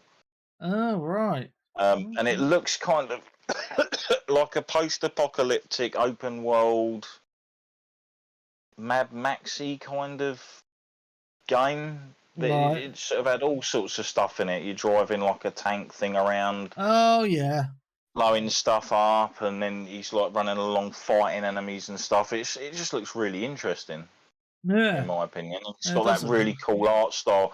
At first, I thought it's obviously going for that kind of Borderlands where it's completely 3D, but they've got like a 2D overlay on it. Yeah, it does look quite cool. Just watching the video now. Yeah. No release, unfortunately. Yeah. King Arthur Legends Rise. I thought this looked quite interesting because anything like with King Arthur and that, I'm kind of like, yeah, I want to know about this. They didn't show any gameplay. It was literally just a trailer of some characters killing some monsters. And I think it's only on phones as well. But it still looked pretty cool to me. So, and it's on PC. Cool. So, Star Trek Infinite by Paradox Interactive. So I'm guessing like this is going to be kind of one of those management games, if that makes sense. Yeah, they are into those Paradox, aren't they? Yeah, because I did like Stellaris and a few other games like that. So I'm intrigued to see what this is going to be like, because I'm a big Star Trek nerd anyway. So I'm really intrigued to see what this is like. No release date or anything. Yeah, and then Immortals of Avium look quite interesting. Good graphics on the characters. I was just trying to figure out. Is this the EA one? I think it's EA. It doesn't say on the video I'm watching at the minute. It just looks quite interesting, kind of like Is a little it the bit first-person magic-y thing? Yeah, kind of like Mirror's Edge in a weird way, with the way you're jumping around on the outside of this building that's getting blown up with all these spaceships, and then you've got like this hook thing on your hand. It looks really cool. Yeah, very fast-paced and stuff. It's probably one of those games that looks really sort of good and interesting and nice for EA to be trying something different, but whether it does well or not, because as much as we've said that there's a ton of really good games and stuff coming out this year, there is, but there's also a lot of really good games that are unfortunately going to get overlooked. Yeah. No, I agree. Which is it's unfortunate. just time, mate. It's just, we've got enough hours in the day to play all these games, have you? No. That's the problem. Okay, is there anything else before I go on to the big one? That I really jizzed in my pants not that I can about. recall. Right, so the big thing for me, the Final Fantasy VII Rebirth trailer, which is the Final Fantasy VII Remake Part 2. OM to the G. I loved this because it was a pretty long video. But I instantly recognized all the places from the original game, which got me really hyped. Like, you're in the world, Cosmo Canyon and stuff. Yeah, Cosmo Canyon, but like the like Nibelheim, the Chocobo stables as well, and what's it called? The town with the gun. That's literally just disappeared from my mind. Yeah, a long time ago. Did we even see Wutai in the? We haven't, have we? I don't think they've showed that off. No. It wasn't that in the DLC though, the Yuffie DLC. I never played it. No, that was just Yuffie in the main city and that. Yeah, wasn't they in Midgar? So. Yeah, in Midgar, yeah. But yeah, it looks stunning, and I think they're going to be changing more of the story than what we've initially think, because there's some hints going on, especially towards the end of the trailer, where Sephiroth says about Tifa, like in the original game, he slices her with the sword, like in the past, where after Sephiroth kills her dad. In this, he says, "Did you not know I killed her? So who is she?" Oh no, you know I killed her, so who is she really? So it's like, well, who is Tifa really? And it's all these cool things. But yeah, the way the graphics, because it's going to be this massive open world now. It's and Junon is the town. The city with the big gun. That's what I wanted to say. Yeah. So, and I was just blown away by all these places, which were in 1997, super little pixels and that. And now they just look real. It's absolutely stunning, and just the grand scale of the world, it's just blown me away. Especially as a massive fan of the series. Yeah, it looks stunning, man. Absolutely stunning. I'm really hyped for this. So with Final Fantasy VII Rebirths and Final Fantasy 16 and obviously Final Fantasy VII Remake Part 1, I would say that just those games are reason enough to own a PS5, because those games are so fucking good. I'm really hyped for 7 Rebirth, man. Visiting all those locations again and gorgeous graphics and the scale of the world, man. I can't fucking wait. I really can't. Well, you're going to have to wait, Webby. Till early next year. I know, but yeah. I thought it was funny because they were saying it was. I mean, there was a few leaks, I think, on Monday or something, like before Summer Games Fest, where Square Enix says it's definitely 100% still coming out this year, and then like 3 days later they do a trailer. I was like, no, it's not. But I wouldn't. It says early 2024. Yeah. It wouldn't surprise me if it's like April or something, so it's in the next like physical tax year type thing.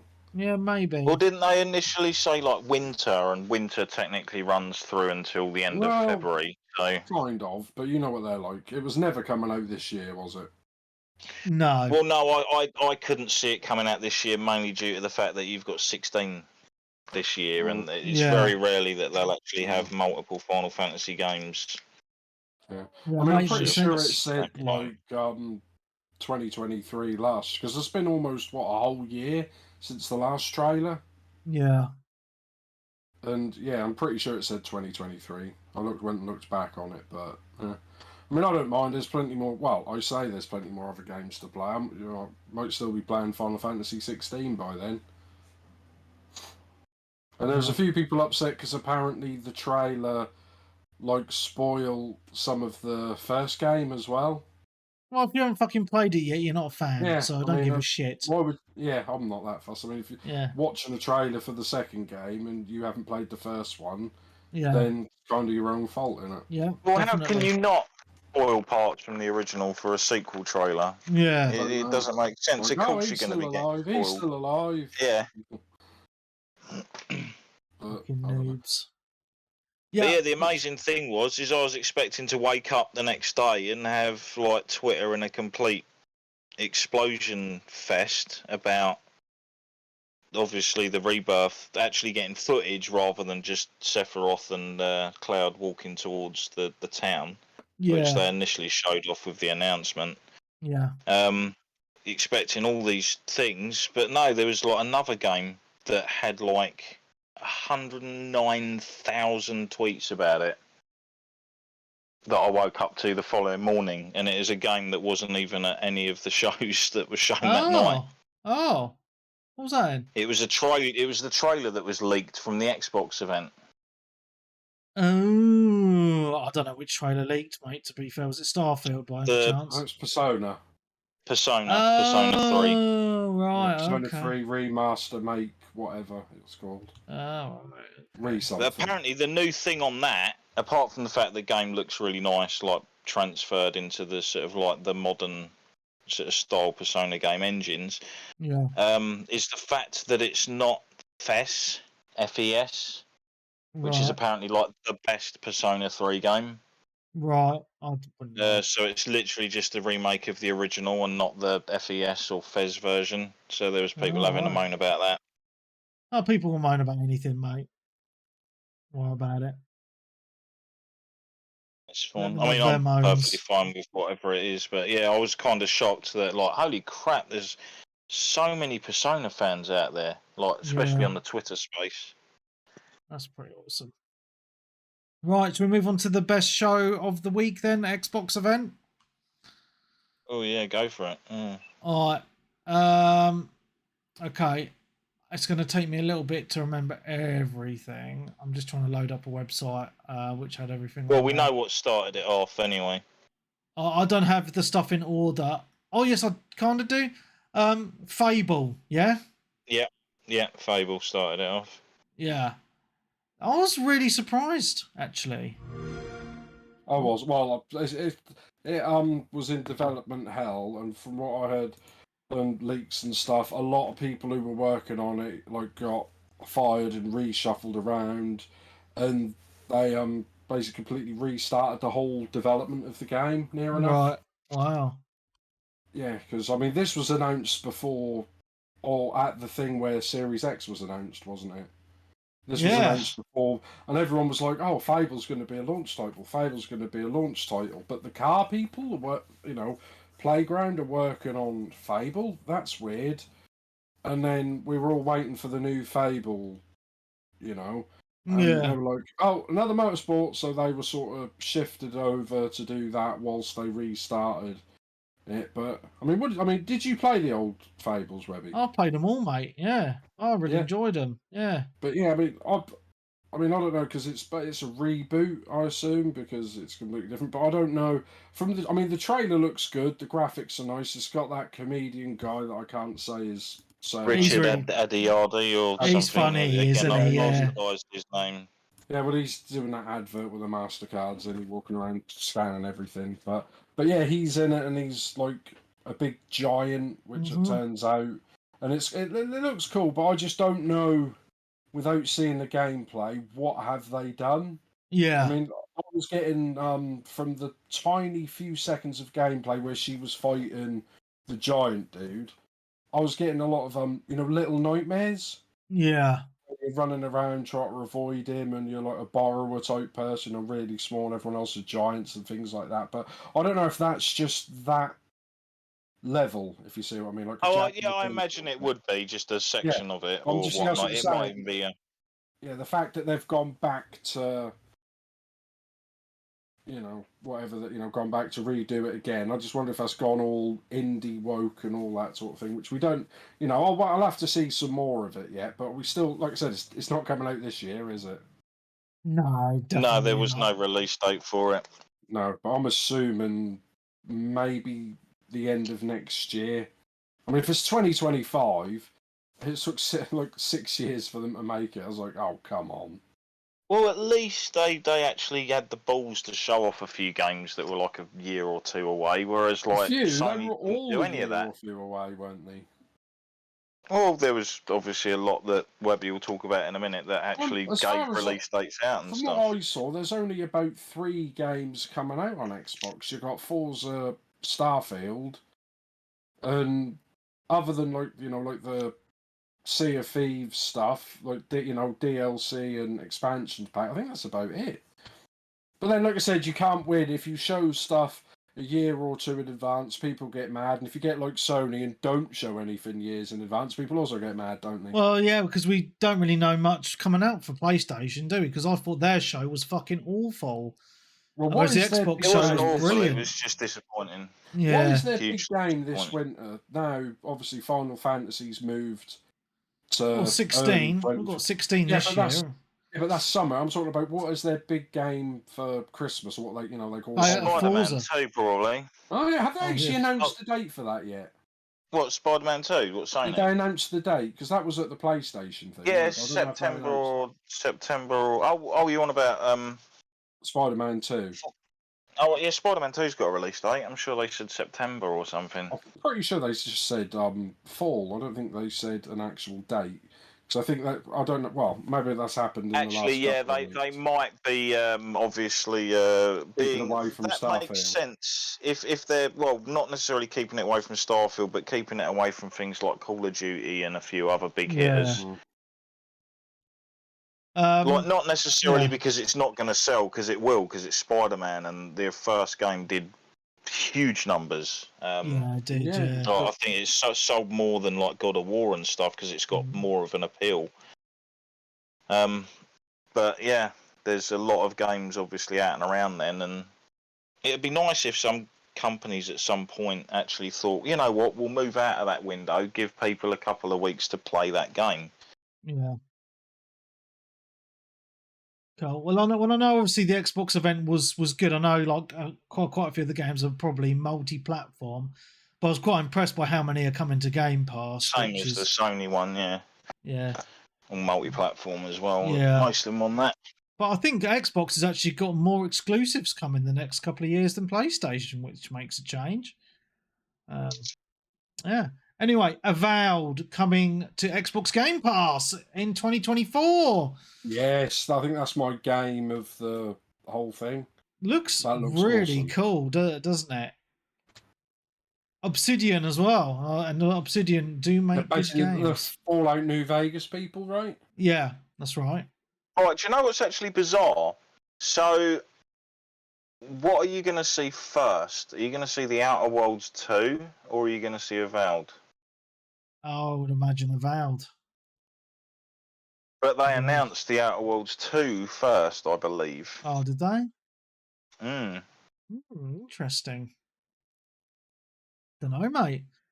But yeah, Avowed looks cool. Obsidian looks a little bit like Skyrim, to be honest, which is really, really cool. So that's why I like the look of it. So yeah, I'm sold on it, mate. Thing. Yeah.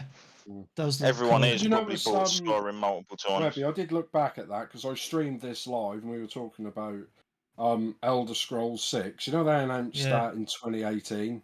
Right, yeah. Bloody hell. I know it's just a trailer, but they still announced it. It's like 6 years, and we saw it's one. At least another 3 away. At least, yeah. Oh, we've got another, at least 2 or 3 extra versions of Skyrim to come out before that, haven't we? Yeah, so Avowed looks cool. I'm going to move on. Xbox did a really weird announcement, which was a new Series S 1 terabyte edition. What's the fucking point? What is the fucking point? Well, if you've got to come out in it.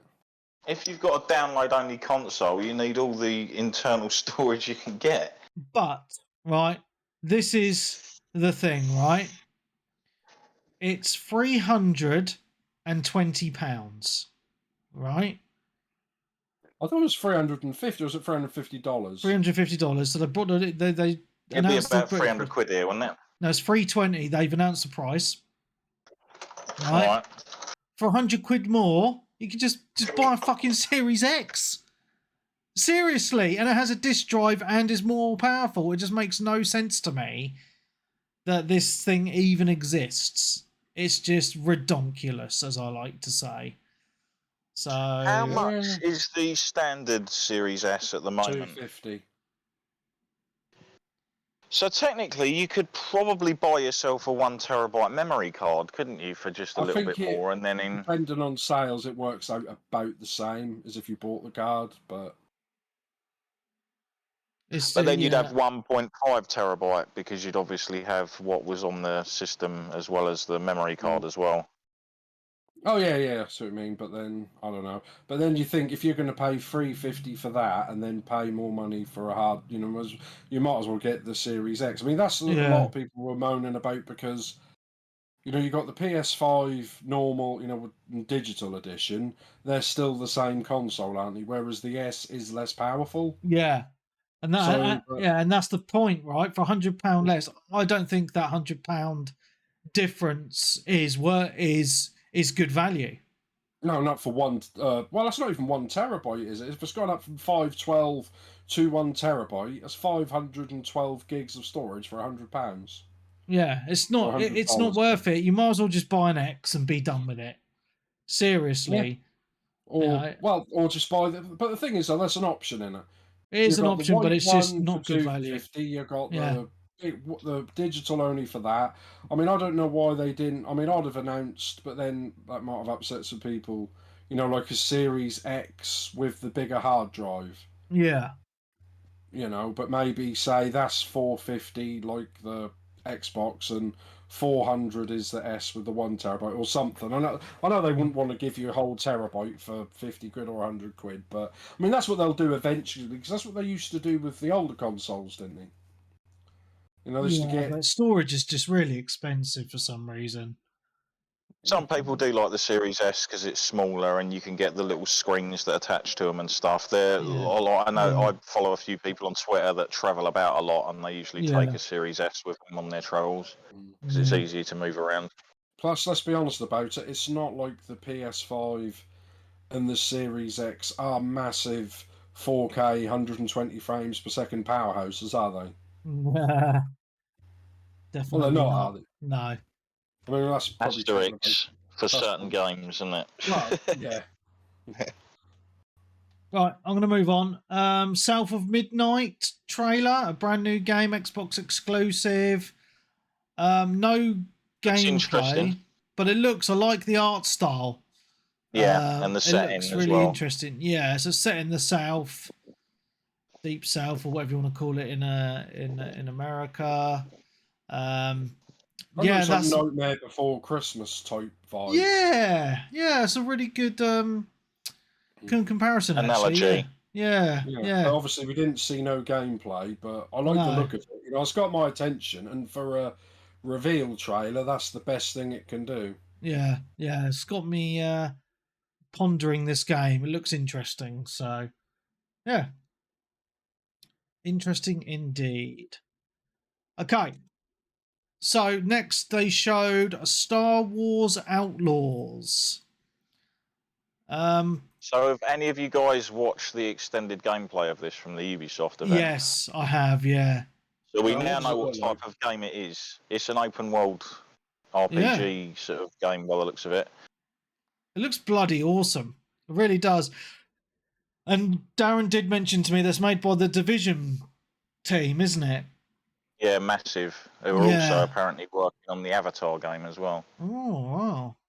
And I'm really impressed by this, actually, because obviously we've had that other Star Wars game this year by EA, and now obviously they've lost the license to Ubisoft. And they haven't lost the license. I think it's just an open license for any developer to make a game. Right. I thought they'd lost it. Exclusive to EA, no. Right. This looks really cool. Because it kind of reminded me a little bit of Starfield with the fact, you can run around shooting people, then you get in a spaceship, there's spaceship fights, and you go to other planets and stuff. Looks really fucking cool.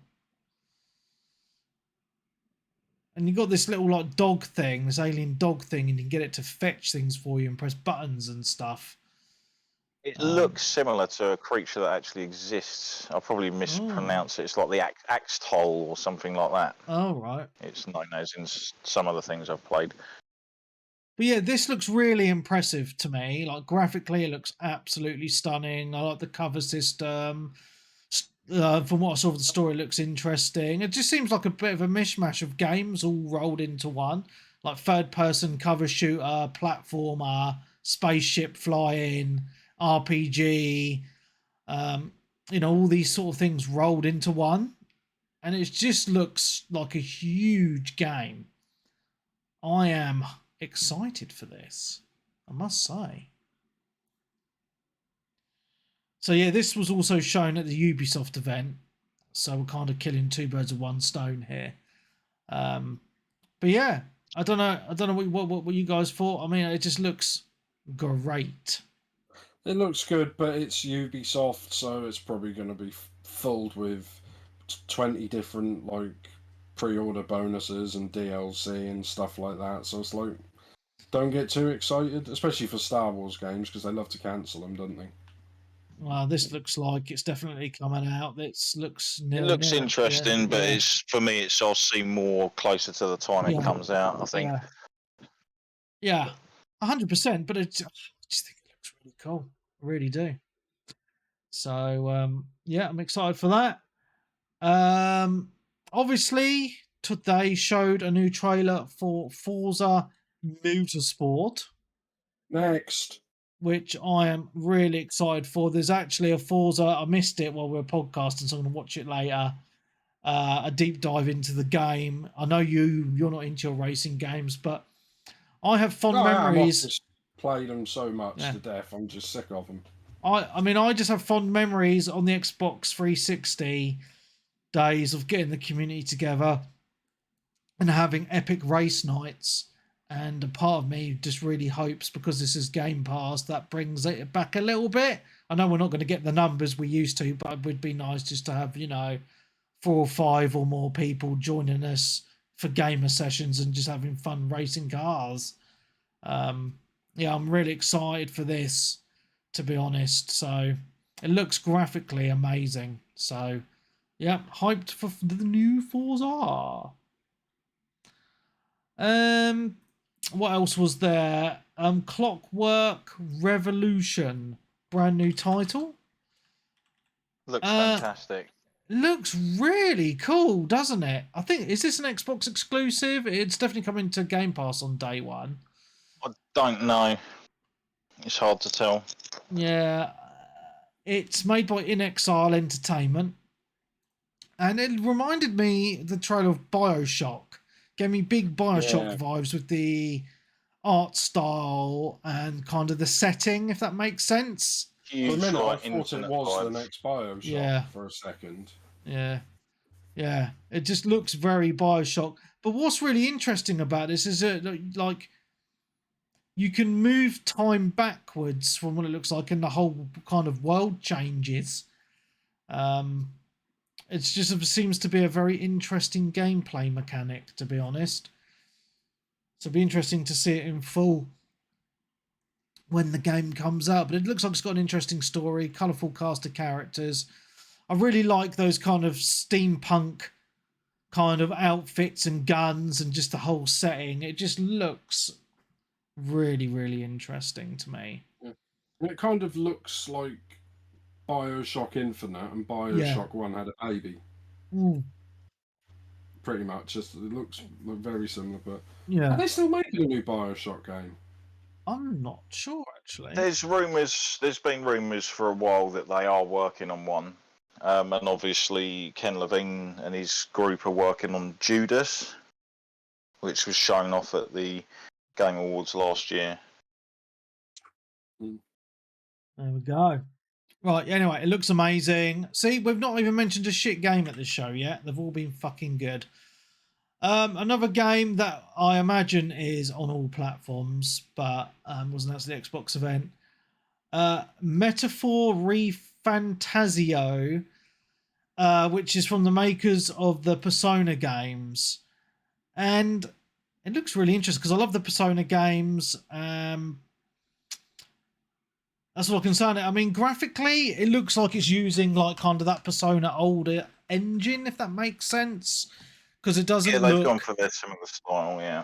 Yeah, it doesn't look kind of current gen. It looks like a PS4 game, to be honest. But you can tell the Persona vibes from it because like the menus are the same as Persona. And the battle system looks very similar to Persona, etc., etc. So I'll definitely think this will be a good game. It's just I'm a little bit disappointed with the where they've gone with the actual game graphics. It just looks quite dated. But that's my only kind of negative on the trailer. So, yeah. Okay. Another game that got announced, which I thought looks quite interesting, is a game called 33 Immortals. So basically, it's a 33 player co-op game, and it's kind of like top-down cartoony game. Kind of reminds you of what's that other one that everyone really enjoyed? Bastion, Hades, all yeah, them Hades. Kind of, yeah, looks like Hades. And it looks like one of those games that once your character dies, they die, if that makes sense, and you make a new one or whatever. Procedurally generated worlds, loads of enemies, but 33 player co-op with all these little dudes running around the screen. It's a pretty different kind of concept, isn't it? So yeah, I just thought that looked quite interesting. Payday 3. I have to say, I was a little bit disappointed with this trailer. I was slightly disappointed with it myself, but then I've spoken to other people like, no, I thought it looked amazing. And it's like, oh, maybe it was the quality of the stream I was watching and stuff, but... Oh, no, mate, it looks like a 360 game. And I'm trying not to be a graphic snob. How a 360 game, how I remember what 360 looked like. Yeah. It's probably worse than that, but... It looks really dated. Yeah, but I heard that they're going to push this to be like 60 frames per second on S and 120 on Series X. So I think that's why they're trying to keep the graphics quite like basic. Okay. Also, as the graphics, the detail in the graphics. Yeah, I mean, I don't know. I mean, I've never really been into the Payday games. I think that's purely because I could never find enough people to fucking play co-op with these days. There's a lot of these games, aren't they? They're great if you've got loads of people that play, especially like, on your time as well, if you see what I mean. Yeah. Like your time. Like, I mean, similar to us, like, we'll only get a certain amount of hours in the day. Yeah. Due to work and weekends and other family stuff. So we only get, like with you, Webby, like when you do your game in between, say, 7 and 10 o'clock at night, well, most of the Americans are still at work, aren't they? Yeah. They're definitely. Like my daytime gaming has disappeared now. But because this is coming to Game Pass on day one as well, September the 21st, I'm kind of hoping a few more people will play it as well. But we'll see. So they also announced, we've talked about the Personas, haven't we? Persona 3 Reload, which is the remake. Another Persona game called Persona 5 Tactica. Looks a bit shit. To be honest, not really my cup of tea. And then they did announce, well, I know we briefly mentioned it, Sea of Thieves Monkey Island crossover. Now, I know you guys don't play Sea of Thieves, but I think that's really cool because, this game has been out for quite a few years now and they're still supporting it. And when they did the DLC for the Pirates of the Caribbean, it was really well done. And so much care had gone into it. And you can see from the trailer for Monkey Island that same care has been done for this, because it's actually the island and it's got Guy Brush, Freakwood, and whatever the skeleton bloke's called, I forget now, but it has all that humour, you know. So, yeah, looks really, really cool. So yeah, I'm really hyped for that. Flight Simulator 2024 updates look really, really cool. They're adding in actual missions like rescue missions and stuff like that, and it looks cool. Instead of just flying around, you can actually do things, which is awesome. So I'm really excited to play some more of that next year. The missus looking forward to it, because I know she plays a lot of Sea of Thieves, or is she not really a big Monkey Island fan? Oh, so back on Sea of Thieves, yeah, she's super hyped for it, mate. Yeah, really. That's good, as long as they're keeping the people who are playing it happy, because that's what's an ongoing thing, isn't it? Yeah. I think Sea of Thieves get a bit of a rough ride, because it launched a bit bare bones, didn't it? And they've just added to it, and it's just, like I said, but if you've got people to play with, there's just so much content in there. Yeah, definitely. And then another game was announced, which I had no clue was even being in development or anything, is the new Yakuza Like a Dragon game called Like a Dragon Infinite Wealth. And it was a really funny trailer. So the main character wakes up naked on a beach in America. So if you know anything about the Yakuza games, they're always set in Japan. So the fact this is set, I'm guessing it's set in America, or maybe a portion of it, is just really interesting, because it's really funny because he's speaking in Japanese and he's naked on the beach and doesn't realise for ages. And the way they do it is just really funny, hiding his private parts, and then the American's like, "You're naked." He's like, and he can't understand what they're saying. Yeah, I'm really excited for this. It looks really, really fun. So yeah, I'll be picking this up. There seems to be a big partnership between Xbox and Sega with the Yakuza games the last few years, because I've added all the Yakuza games to Game Pass, and they seem to be doing the trailers for this one, you know, showing this off at an Xbox event, which is quite cool. So yeah, there's a lot of games revealed at this. Fucking hell, my voice is gonna run out soon. Okay, and I'm saving the big one for last because I'm so excited.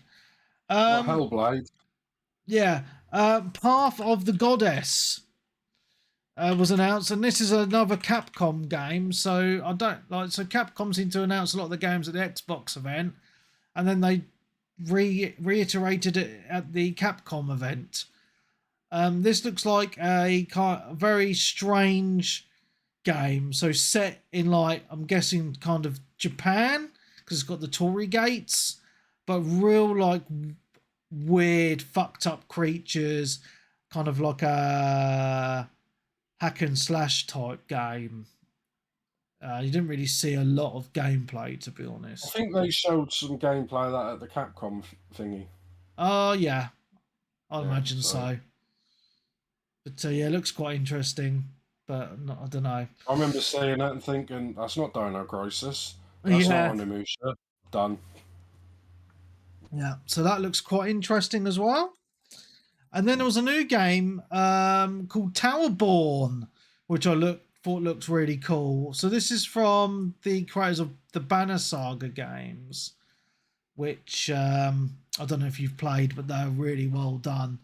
So this is like a side-scrolling kind of hack and slash game. I'm not sure if it's got co-op or not, but there's other characters on the screen in the little bit of gameplay we saw. But it's basically the whole world is full of monsters, so everyone's retreated to this tower, and then I'm guessing you've got to go out and rid the world of these monsters. Oh, it is co-op, yes. I'm just watching the trailer again. It looks like 4-player co-op, because there's 4 players running around kicking ass. Kind of reminded me of that Sega Saturn side-scrolling game that everyone likes, Guardian Heroes. Yeah. So yeah, that looks quite cool, I think, guys. I think after I've done the Xbox event, I think if any of you have got notes on the other events, you can read them out because my voice is really struggling. No worries. So, there's a game called Still Wakes. Did you watch the trailer for this? It looks like it's called Still Wakes the Deep. Sorry, Still Wakes the Deep. It looks like a kind of a horror type game. Just the one on the oil rig. Yeah. By the team behind, like we said, it's the Chinese Room, isn't Yes. it? Yeah. That should be good. Like most of their games have been good that I've played. Yeah, graphics look really good, and it looks just lonely and freaky and scary. That's coming to Game Pass as well. So another one for Game Pass. I'm going to skip some stuff, guys, unless you really want to talk about it. One game I'm looking forward to playing that's coming out this year as well is Cities Skylines 2. I played an awful lot of the original City Skylines. Really enjoyed it. And this looks like they've just taken it to another level with the graphical fidelity and just the amount of stuff that you can build and do. I love these type of games, man. It's just they're quite chill. You build your roads and your houses and your skyscrapers and bridges and all sorts of things, and weather events happen and destroys things, and it just looks fun, so really looking forward to that. And then the only other thing that I want to mention, unless you guys want to mention anything else from Xbox, is Starfield. What about the Cyberpunk when Keanu Reeves is back? Yeah, it's a Cyberpunk so DLC. An expansion in it, basically. Expansion DLC thing. Yeah, he's Phantom back in Liberty, it, which is nice, I suppose. I didn't really show much, just a little bit of it, didn't he? Like the main character from the first one is back, and something's happened, and Keanu Reeves is going to run around shooting people. Or is that John Wick? It might be John Wick. Yeah. But the Hellblade, obviously, Webby, because that's that's got another new weird trailer that still didn't show really any gameplay again.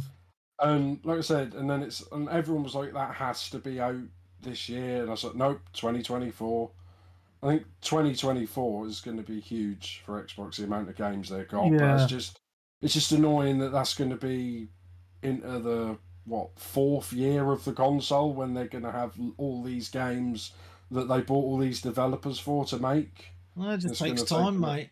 I mean, I'm struggling. I mean, at the moment, I'm struggling with the amount of games there is now, so I'm not really. I know, but you've got everything like me. Yeah, I know. You've got PC, Xbox, Nintendo, PlayStation. If you only had Xbox.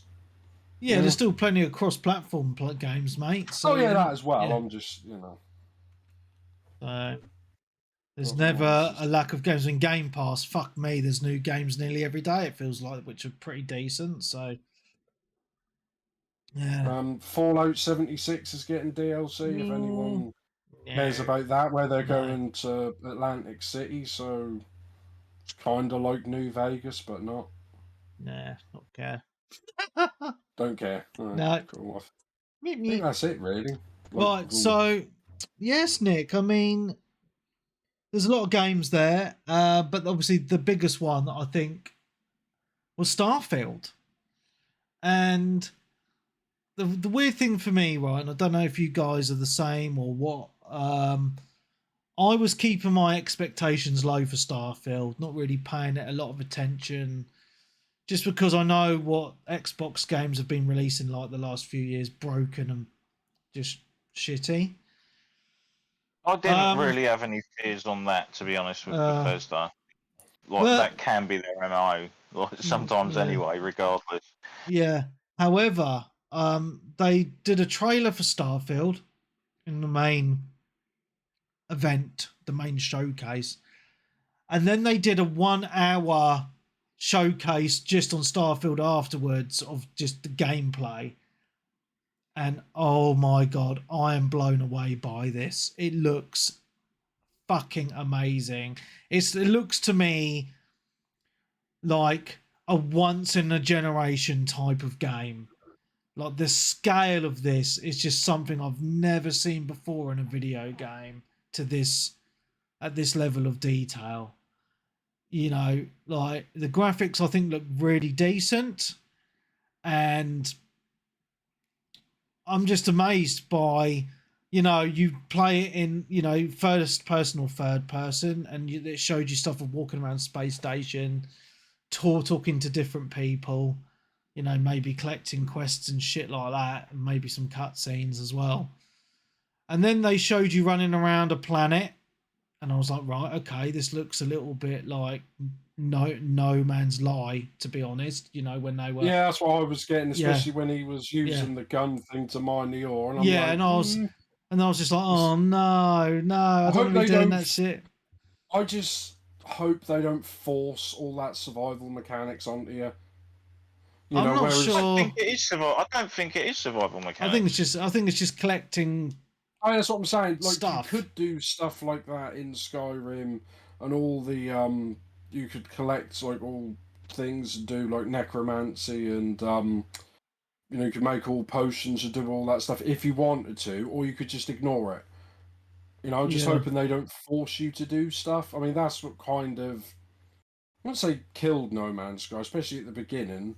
You know, it was just forced you to do loads of stuff that was kind of boring to get to the good stuff that wasn't boring. Right. But I mean, I only watched about 10 minutes of this because I know I'm going to play it anyway, because it's basically Skyrim in space, you know? So I'm like, oh, I'm going to play it. But what impressed me with this, because I watched the whole hour thing, and my jaw was on the floor with the amount of customization. It's unreal. So basically, you don't just like go to planets and fucking explore and all that sort of stuff. It's taken the best bits from other games. So the space combat and flight is it was very similar to Elite Dangerous in respect to, you know, if you've played Elite, you'll know that you change like the power settings to like your guns or your engines or shields or whatever. You manage that. You do that exact stuff in Starfield, which I think is really cool. And the space combat and exploration looks like a game in itself, like absolutely fantastic. Now, also, ships are completely customizable, and I was like, oh, what? Like they showed you the customization of the ships, and you could like make them as big as you want, add like different modules to them. You know, I can imagine that people are going to find ways to make like the Starship Enterprise in this, and like the N7 from Mass Effect and stuff like that. Giant penis shit, probably. It's going to happen. Yeah. You know, so I'm really hyped for that. Also, when you're in space, you don't have to destroy the ships you're fighting. You can board them, kill everyone on board, and take the ship as your own. And you can have a fleet of ships, put crew into those into those ships, and send them off on missions. I mean, that's so fucking cool. I just think that's such cool attention to detail. The first part, like, I think that, you know, I mean, I'm going to play some first person. I'm just rewatching the video now, and the graphics look really good, just exploring the worlds. And I know that the worlds are procedurally generated as you're going around them, but I just think it's just absolutely insane. You can build bases on the planets and then fast travel to them if you want. You can have like robots and workers in those bases to mine resources for you as well. You know, and you know, like in Mass Effect, you go to like a star system and then you've got like the map of the planets. So it's like that as well. So you have that, and you can scan the planets from your ship, and then you can go and explore any of those planets. So you got the desolate worlds where you can just mine shit, or you've got worlds with like people on and towns and cities or just like animals. It just looks like a proper space fucking sim. Like, you know, like sometimes I bang on about Star Citizen, and that's been going for like 10 years or whatever, and it's still not done. This is like what fucking Star Citizen wants to be, in my opinion. It just looks so fucking good, man. I can't wait. I'm so hyped for this. Really am. What about you guys? Did you watch any of it? I mean, like, the cities look stunning. Like, they just look full, like, and full of people. It just looks so lived in, and it just, I don't know, man. It's just so much to it. It just looks like a massive game. It's going to be hundreds of hours of gameplay, I think. Yeah, I'm definitely looking forward to this, like, massively.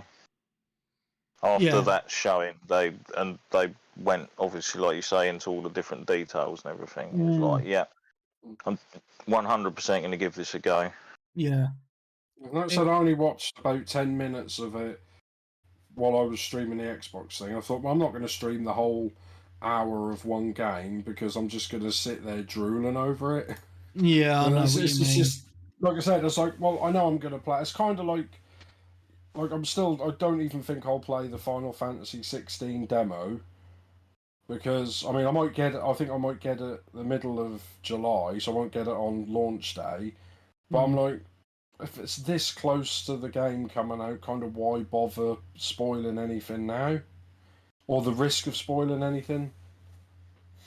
I mean, I'm glad that they've showed this off, and I think Xbox needed to because there's been so much talk on social media and stuff, because there's been a lot of poor releases in the past couple of years, with Redfall and stuff, that they just had to show it just to prove that Xbox is getting there with their games. The games are coming, and the only negative that I've seen online is that they announced that on the consoles it's limited to 30 FPS, and I know people are like going, oh, giving it, it's going to be shit, it's 30 FPS. And I'm like, I would be more surprised if this game was announced at 4K 60 with how fucking massive it is. And it just annoys me a little bit that people bang on about FPS, but they'll bang on about how great Zelda is on the Switch. Runs at what, 600p and 30 frames a second, and it drops down to like the teens. Yeah. Yeah, I saw a little bit of that today, like over the last few days. I think, like I said, Dreamcast guy and a few other YouTubers were like, obviously doing it for clickbait and saying like Xbox is dead, they lied to us about all the 4K, which I suppose both of them in a way, because like on the Series X it says 4K 120 frames per second.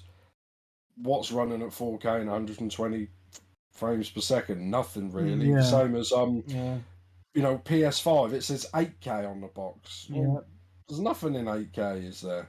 Well, people need to stop worrying about it. I think there might be one game that's probably compatible with some indie game. Yeah, it's like one, there's probably nothing there. But like I said to you for years, Webby, I know you're a bit of a PC master race and you love your frames per second and your eyes are just locked into that corner of the screen telling you that you're getting 140 frames per second. You're not actually looking at the game. But, I said to you, I don't really care if it's 30, 60, or 120. I just want it locked.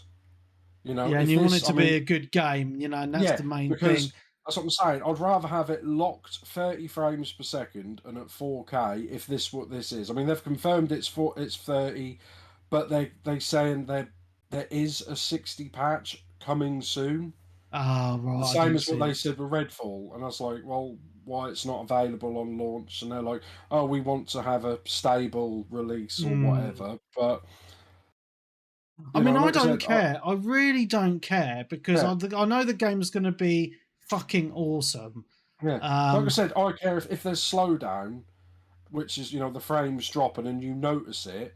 Then I care. If it's locked 6, it doesn't matter, mate. It really doesn't. Yeah, and Zelda proves that, right? Being at such a low resolution and low frame rate, and it's a fucking great game. And you look at the gameplay of Starfield, and I'm, blown away by it. Absolutely blown away by the epic scale of it. I just think gamers in general have just become a little bit too entitled, and they just want to moan about everything. Just enjoy the fucking games. Basically, the whingy fuckers have got momentum on social media, and people watch them, and they just moan all the time. But I was just like, the only thing about this, even though Skyrim, and I mostly played Skyrim, Oblivion, and Fallout 3, New Vegas, and 4. Yeah. Even though you go to some cities in that area and you see people, you still always kind of feel alone a lot of the time. Yeah, I know what you mean, yeah. Whereas this, it looks like there's actually, there's going to be meaning to the quests and the things you're doing and the people you meet. Yeah, 100%. And I just... the only person I actually give a shit about really in Skyrim, who I can remember, is Lydia. Yeah. Because she followed you about with a stone face, but everyone else, I was like, because I've played it through 3 times, and I can't really remember much of the else. Yeah. No, that's fine, mate. And it's going to have a little bit of that Bethesda jank to it, but that's fine. But what they've shown, I can't believe they've made a game so fucking big.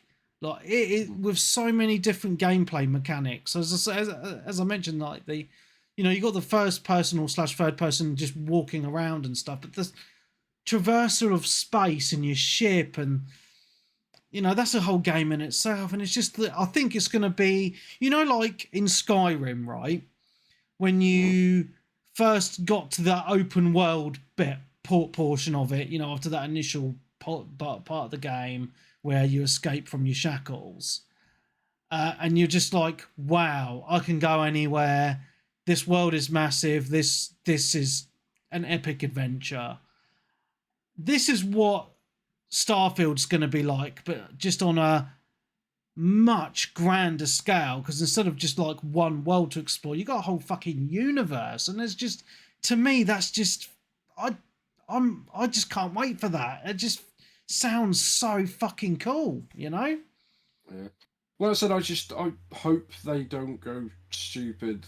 Like, yeah, you're going to have to get items to fix your ship up and get fuel, but I just don't want them to do stupid things like where you get fuel in your ship and it only runs for 20 seconds. Little details like that could completely ruin, I say completely, but a lot ruin games. Like my mate Liquid, he's been playing Days Gone just lately, and he's just like, how many more times is this bike gonna run out of fuel? And it's just like it takes you away from the good bits, and whether it's realistic or not, just it's a game, just make it fun.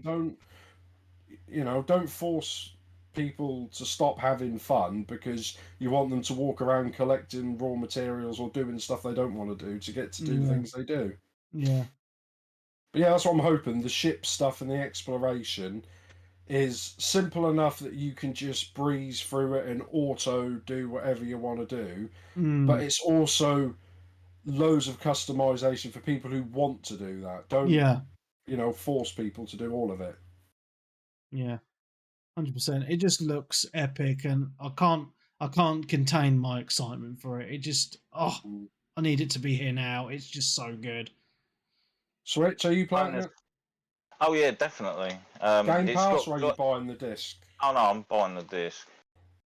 Even though it probably won't be on the disc anyway, but more than likely. I mean, it wasn't. I mean, Final Fantasy, they said the game is going to be on 2 discs, didn't they? Which is huge for PS5 discs, Yeah, the Rebirth, and what was it? 16 is all on the disc as well. Yeah. But they should be doing that, really, shouldn't they? I mean, what was it? They said, what was the Star Wars that came out? Jedi 2 or whatever it was called, Survivor 2. I can't remember what it's called. And they said, the game's too big to fit on 1 disc, so it's just going to have like a 100 meg unlock code on the disc for the full download. And it's like, well, why don't just put it on 2 discs then? And they just look at you like you're an idiot. You're like, well, that's what. Yeah, did I say Glarthir 2.0 is actually in the game? I don't know if anyone remembers the paranoid the mega fan. there. Oh no. Yeah, so he was the mega fan from the showing, the same voice actor and everything. That's pretty cool. Excellent. Yeah. I wonder how many people are going to find him and kill him.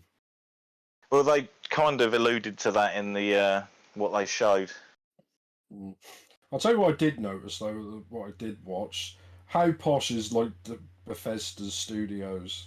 It's great. How much money have they spent to show off? I was like, dude, if you'd spent like half as much time having a swanky officers and all those statues and weird features everywhere, you'd have brought this game out 2 years ago. Mm-hmm. Got to look after your staff. Yeah. Well, true. Right, shall we move on? Oh man, we've been going for ages. Well, time is ticking. Pretty much it for Xbox, isn't it? Yeah. So the other two events, I don't think we're going to be on as long anyway. I don't know if any of you guys did. Any of you guys watch all of the Ubisoft stuff or not? No. No, I just caught clips. Okay, I'll have to carry on talking then. I'm not gonna so they showed off the Avatar game.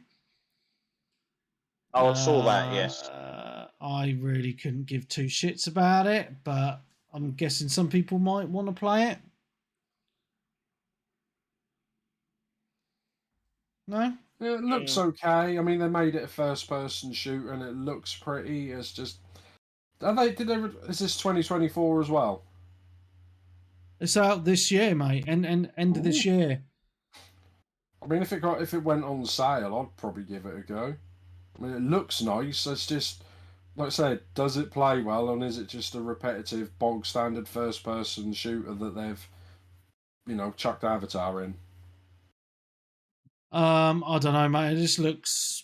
I mean, I didn't really pay a lot of attention, just because I couldn't give two shits about Avatar.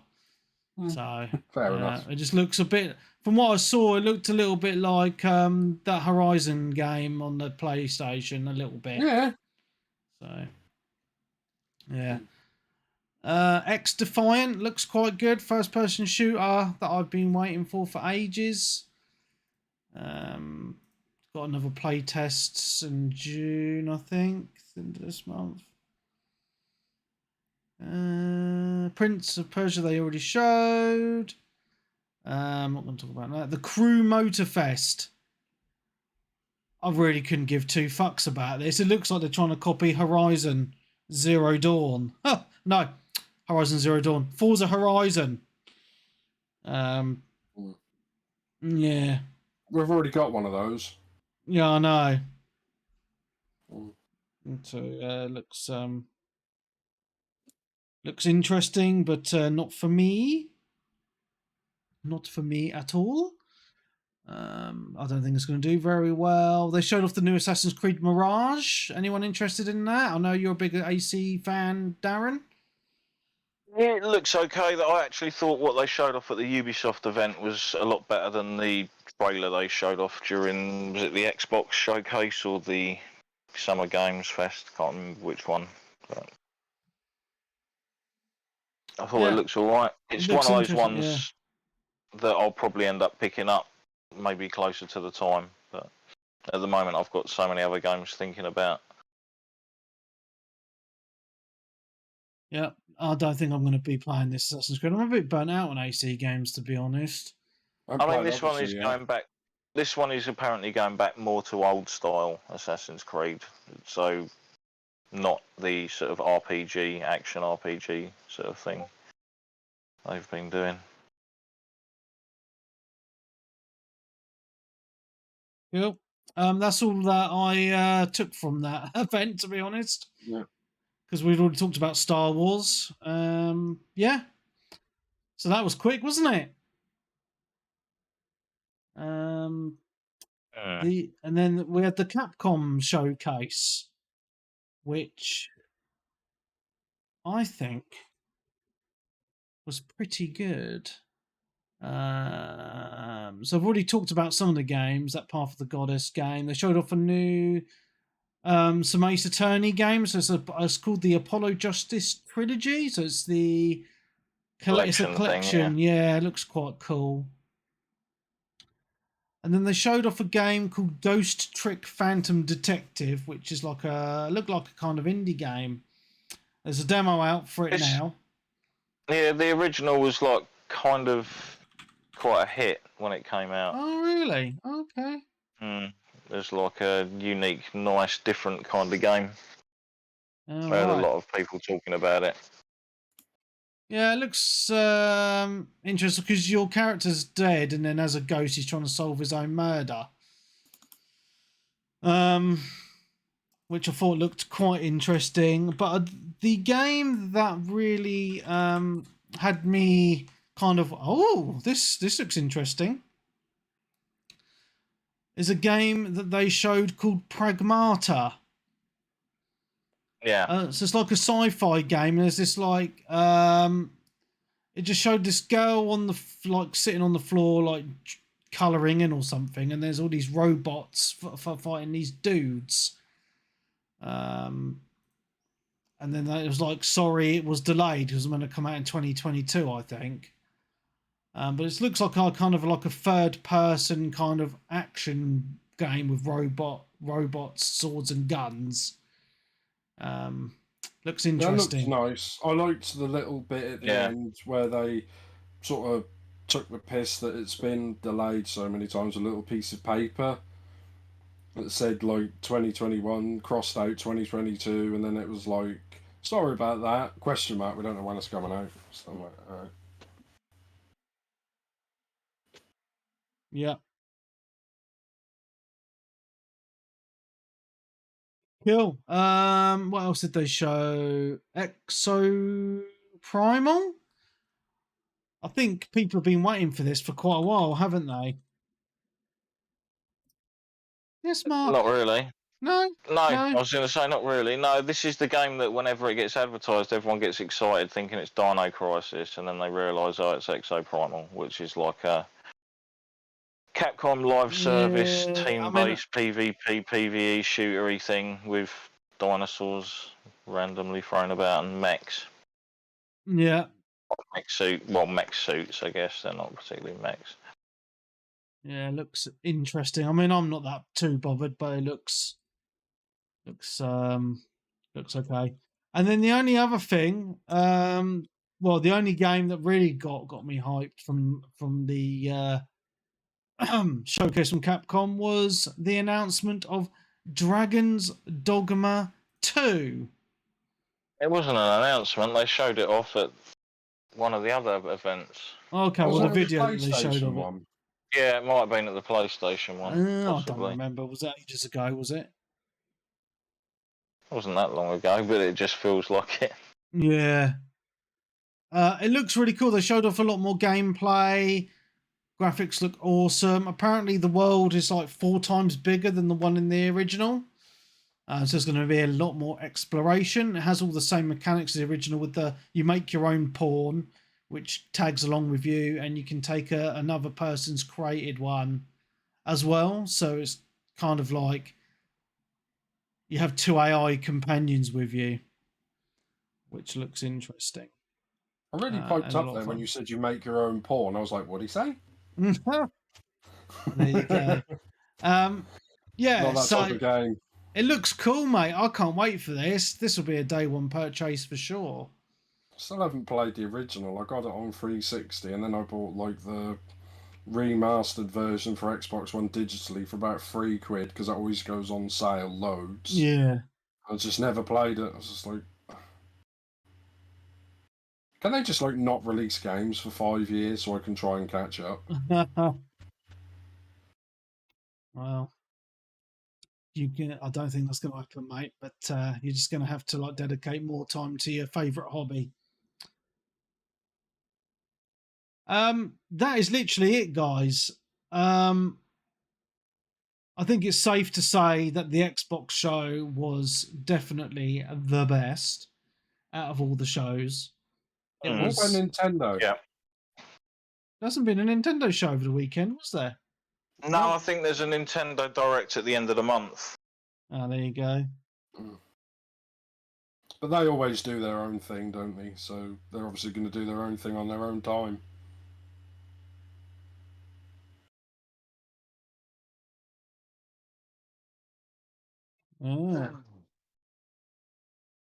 Switch, have you been on the Capcom 40 website thingy yet? Have you messed around on that?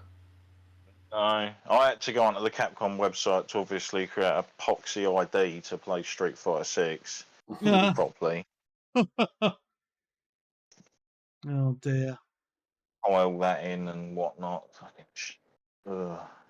So why? So, you know, overall, I think, you know, this has been, because this is like the E3 time of year, isn't it? It's all the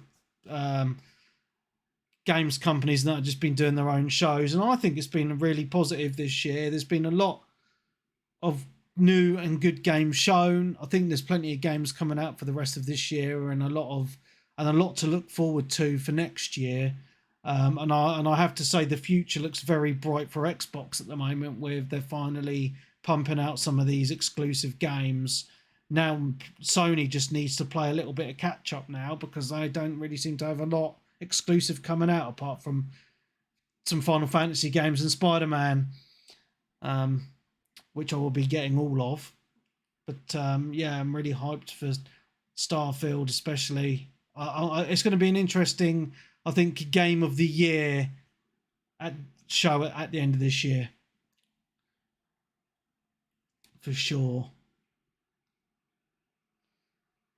Cool. Anything else you guys want to mention?